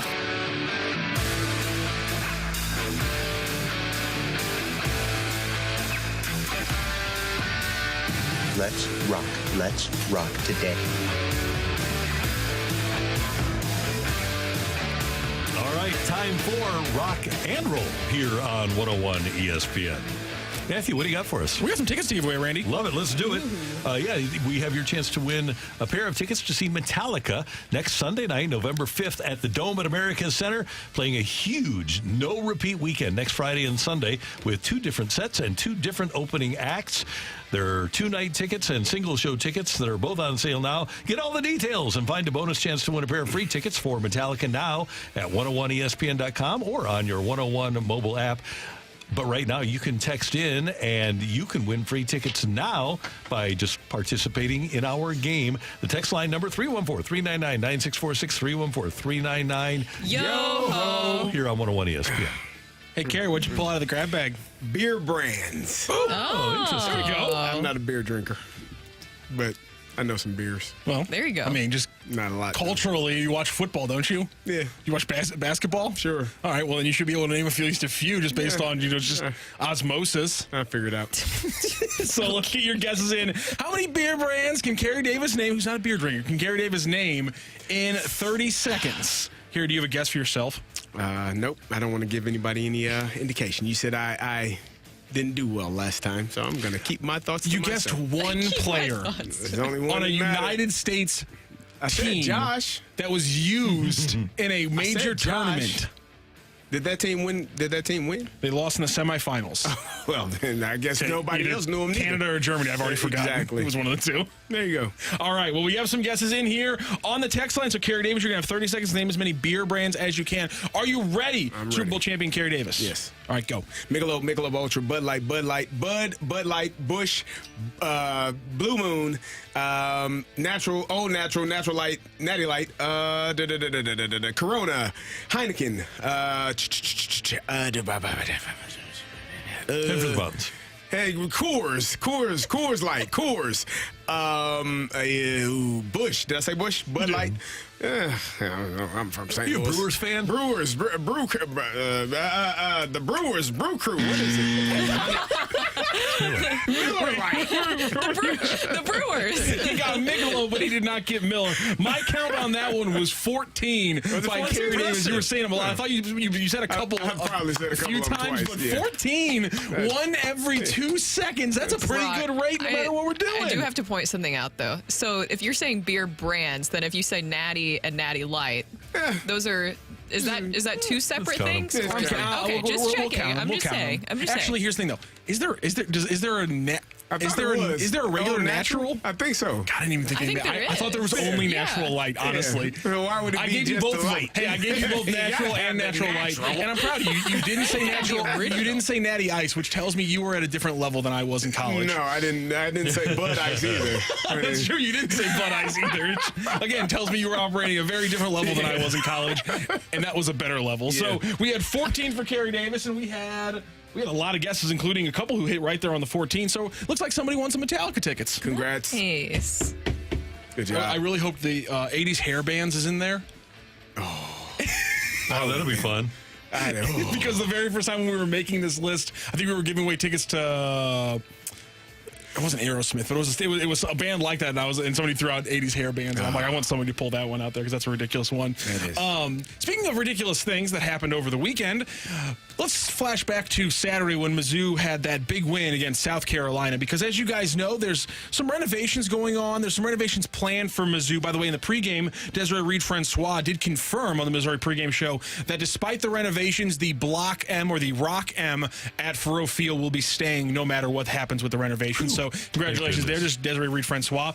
And because of those changes, and there was some ideas thrown out about those changes. In fact, Shane Beamer, head coach of South Carolina, he even threw out some ideas on how you can make Faurot Field just a little bit better. I think he was being constructive here. Hopefully with all the expansion and facility projects they're doing here, we can maybe find a better post-game press conference room with that new development that they're doing out here. See, I'm glad that he's focusing on the important things. It's when you get drubbed by 3 touchdowns, you just give the other program a little bit of advice, like, hey, just make a little bit better of an interview. You don't want That's to very sit in a thoughtful closet. of Shane Beamer. You don't want to sit in the closet after you just got beat down. I can tell you that much. Who's the team that has their locker room painted pink? Iowa. Yeah, okay, get over it. You know what? It's a weird thing too. Like it's a strange. It's a small interview room because you're the away team. Oh no! Well, some teams actually treat their visitors very well. I.e., the Denver Broncos. Their locker room, their visitors' locker room is at least when I was playing. Kerry, they're trying to suffocate you when you play there. Of course, they're going to be nice to you. No. The Denver Broncos do it right. They know you need all that room to try to figure out how to breathe in that place. Get your air tanks in. Do you know the only one that was noticeably small to me is the Colorado Avalanche? So I remember their visitors' media room was it felt like a closet. The Coyotes is pretty small too. Yeah, that makes sense. But I just remember their media room was so tiny; it felt like it was a closet. Interesting. I think Shane Beamer felt that way about South Carolina. Maybe he wants to worry about other things. By the time that Mizzou finishes their expansion, he's not going to have to worry about it. No, he's had some issues. He said that he broke something in his foot when he kicked something after the Florida game. So Shane Beamer, maybe bottle some of that up. Do you not get that? You bottle some of that up. Kicked something when you lose a game? Yeah, it's never happened. I have. Not a puppy. No. Oh, please, no puppy. Well. What if I have a really bad pitch? What if I have a really bad pitching game? So I totally get it. I get blackout rage. I try not to. I've been there already, and when you break something, that means you have to fix it. So you just kind of just take deep breaths and think about all of the things that could have gone differently in that game. Yeah, and wonder why the hell your players don't listen. Okay. For those that are just newly initiated to the opening drive, tell the computer story, will you, Uncle Kerry? So last year we took a tough loss to Lutheran North. It was a 24-12, something like that. We lost by a touchdown or 10 points, something along those lines. And we were watching film, and I asked one of my receivers. I had asked this question multiple times during the meeting. What are you doing? And the answer that I got wasn't sufficient. And so computer, meet fist, computer broke. You all go home. Get away. It's over. But I made sure that I have this computer was brand new. You just needed a new one. I did need a new one, but I didn't need to break the one that I had in the manner in which I did. So I was very frustrated, to say the least. And the kids kind of looked at me like I was crazy. Man, it's a good thing. You all should go home now. That's we don't have any more film to watch. Film's broke. At least you had a method to your madness, and there was a motivation for you. When I was sitting on the phone with a horrible customer service person in my car, punching out my phone, there really wasn't nearly the level of motivation available to me. There was the only motivation was this damn phone isn't going to work anymore. Andy, that was bad. I can't say that I've had. I think maybe that's more of a male experience thing. Blackout rage is a real thing. It is. No, I've definitely seen blackout rage from a woman before. You don't do your chores at the Rockio house, and you gonna see it. One thing is, speaking of frustration, a lot of City fans very angry about the 9 o'clock start time on Sunday evening. Here's the thing: you're a Western Conference team. You're all Blues fans as well, so I mean, I'm not sure why you're not used to this at this point. So the Eastern Conference game starts at 7:30, so the Western Conference games don't start till 9. And why, Randy, would the MLS not start their playoff games on a Sunday night until 7:30 p.m.? I can't quite figure out a reason why you would start your games so late on a Sunday, but then on Saturday, a week later, you have a 5 p.m. game. A little football, trying not to compete. Makes sense. You're still going to be trying to compete, right? Yeah. I wonder what the Sunday night they game can't is. schedule anything good on prime time. Yeah. Well, Monday and Thursday, they're pretty good. So I'd be more bothered by it if I were a City fan out east. But it is what it is. Just throw a party, have fun, stay up. Yeah, take the day off on Monday. It'll be great. And you know what? If San Jose wins, San Jose will be really happy. There you go. It's 7 o'clock their time. So at least somebody will be happy. At least somebody will be happy. And this is why I'm going to start a new petition. If everyone's so angry, fine, I'll start a new petition. We should go around and start calling ourselves the Mideast. Get out of these Western Yeah, I don't conferences. think that's a smart thing. No, dang it. You might be on your own on that. We got to get out of these Western conferences, Randy. Mid-East. I got to sleep. Sounds like medieval. It's Ohio. That's what Ohio should be. They're not the Midwest. Mid-East? They're the Mid-East. Yeah, I think. Where's Cincinnati playing? They're starting their game at 7:30 Eastern. We're all in the Central. Why don't we just have 3 divisions like everybody else, or 4? You just broke my soccer-loving brain. Okay. Left Sorry about that. speechless. Great job today by our producer, audio engineer, Matthew Rocc Roll. We'll have an answer for us tomorrow, I'm sure. First time ever. You left Rocky speeches. We need to mark this date down. That was a low blow. That was uncalled for. You son of a... Brooke, wasn't this Monday fun? Yeah. How about that? How about that? How about that? How about that? Whew. CD. Show us your face. We want to see your face. Who said that? You want to see my face? T-Mac and Ajax coming up. By the way, did we get a winner for our tickets? Yes, we did. Okay, good. I'm glad we got a winner. Chris Jackson, congratulations for winning. Got to go, Chris Jackson. From Jackson, And Missouri. Great job as George Washington in Hamilton. Throwing that out there. We thank you for tuning in, texting in, and being a part of the show. T-Mac and Ajax with the balloon party coming up for all of us until tomorrow morning at 7. Have a great Monday, St. Louis. That's right.